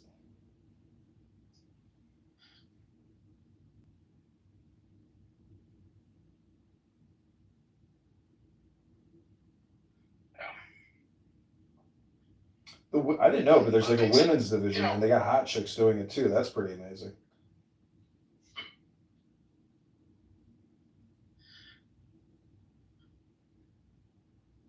It's also, I wonder why, like legit fencing hasn't ever become a thing. Like not the gay ass like non-pointy bullshit like Olympic fencing, but like. No. First 1 to 3 cuts wins fencing. No, the MMA medieval night fighting videos. Have you ever seen those? They're like they're filmed in Europe. The European martial arts stuff. That shit is amazingly violent and wild. And it's like, how do people not get hurt when you're slamming a fucking axe down on somebody's back? And it's like a real fucking, you know, metal axe. I mean, those, and then they have like 3-on-3 or like 12-on-12. Those fucking medieval fight, whatever that is, those are fucking amazing videos. Yeah, if you look though, if you and yes, they are going full contact, they're going full bore. The armor is very articulated, like it's very well made, the way later armor was. But they are not going full bore. Like when they get down on the ground grappling and they pull out the dirks and daggers, they're not like stabbing into each other's necks through the mail. Because that could fucking kill someone. Right, I know. They're not trying to gut each other's throats. They're just power slamming each other. They are swinging a fucking halberd like right down on somebody's head, though. No, I don't know how they walk out of there and not have serious injuries from those fights because there's so much fucking power in that. Buddy, it's called fucking steel plate armor. I know, but sometimes they get hit, in soft spots where you're like, what the fuck? And not only that, but they're doing jujitsu and knee kicks and elbows to the face. Like, they're just amazing fight videos. Anyways, I'm just saying the power slap thing to me is beyond belief. Imagine one of those guys, armored up and trained the way he is, against like 5 dudes wearing rags with like little hammers and axes. And then you have a medieval knight collecting taxes. Yeah, it would be cool to get in a time machine and go back to like medieval times and like see how they entertain themselves with jousts or even Rome. To be in the Colosseum and to see, 30 people get eaten by lions and like major gladiatorial fights with like multi-millionaire gladiators. HBO is a thing that exists. No, I know. I love that series. That HBO series is one of my favorite. The Rome on HBO. That fucking series is with Caesar and the 13. Did you watch Spartacus on Stars? I saw some of it, but there was something about that? Like, didn't that guy also die like very young? I think like the first actor died of cancer. Yeah. So they had to swap actors. And it kind of fucked up the. He died of cancer. He looks so healthy. I know, but that's why I think even Patrick Swayze. Cancer, man. Yeah. What about Patrick Swayze? That's the biggest one. Fucking class, learn about how not to violate motherfuckers' rights. Well, teach him how to do the shoulder separation. Oh well, that's not a violation. That's totally. I know. That's why you should teach them how to do the shoulder separation. Yeah, then maybe we won't like suffocate people to death. They won't give up their hands. Okay, this has been another exciting episode of Low IQ Dumb People. English as a second language, talk nothing, waste time for non-native English speakers looking to learn English. Thank you all very little right now.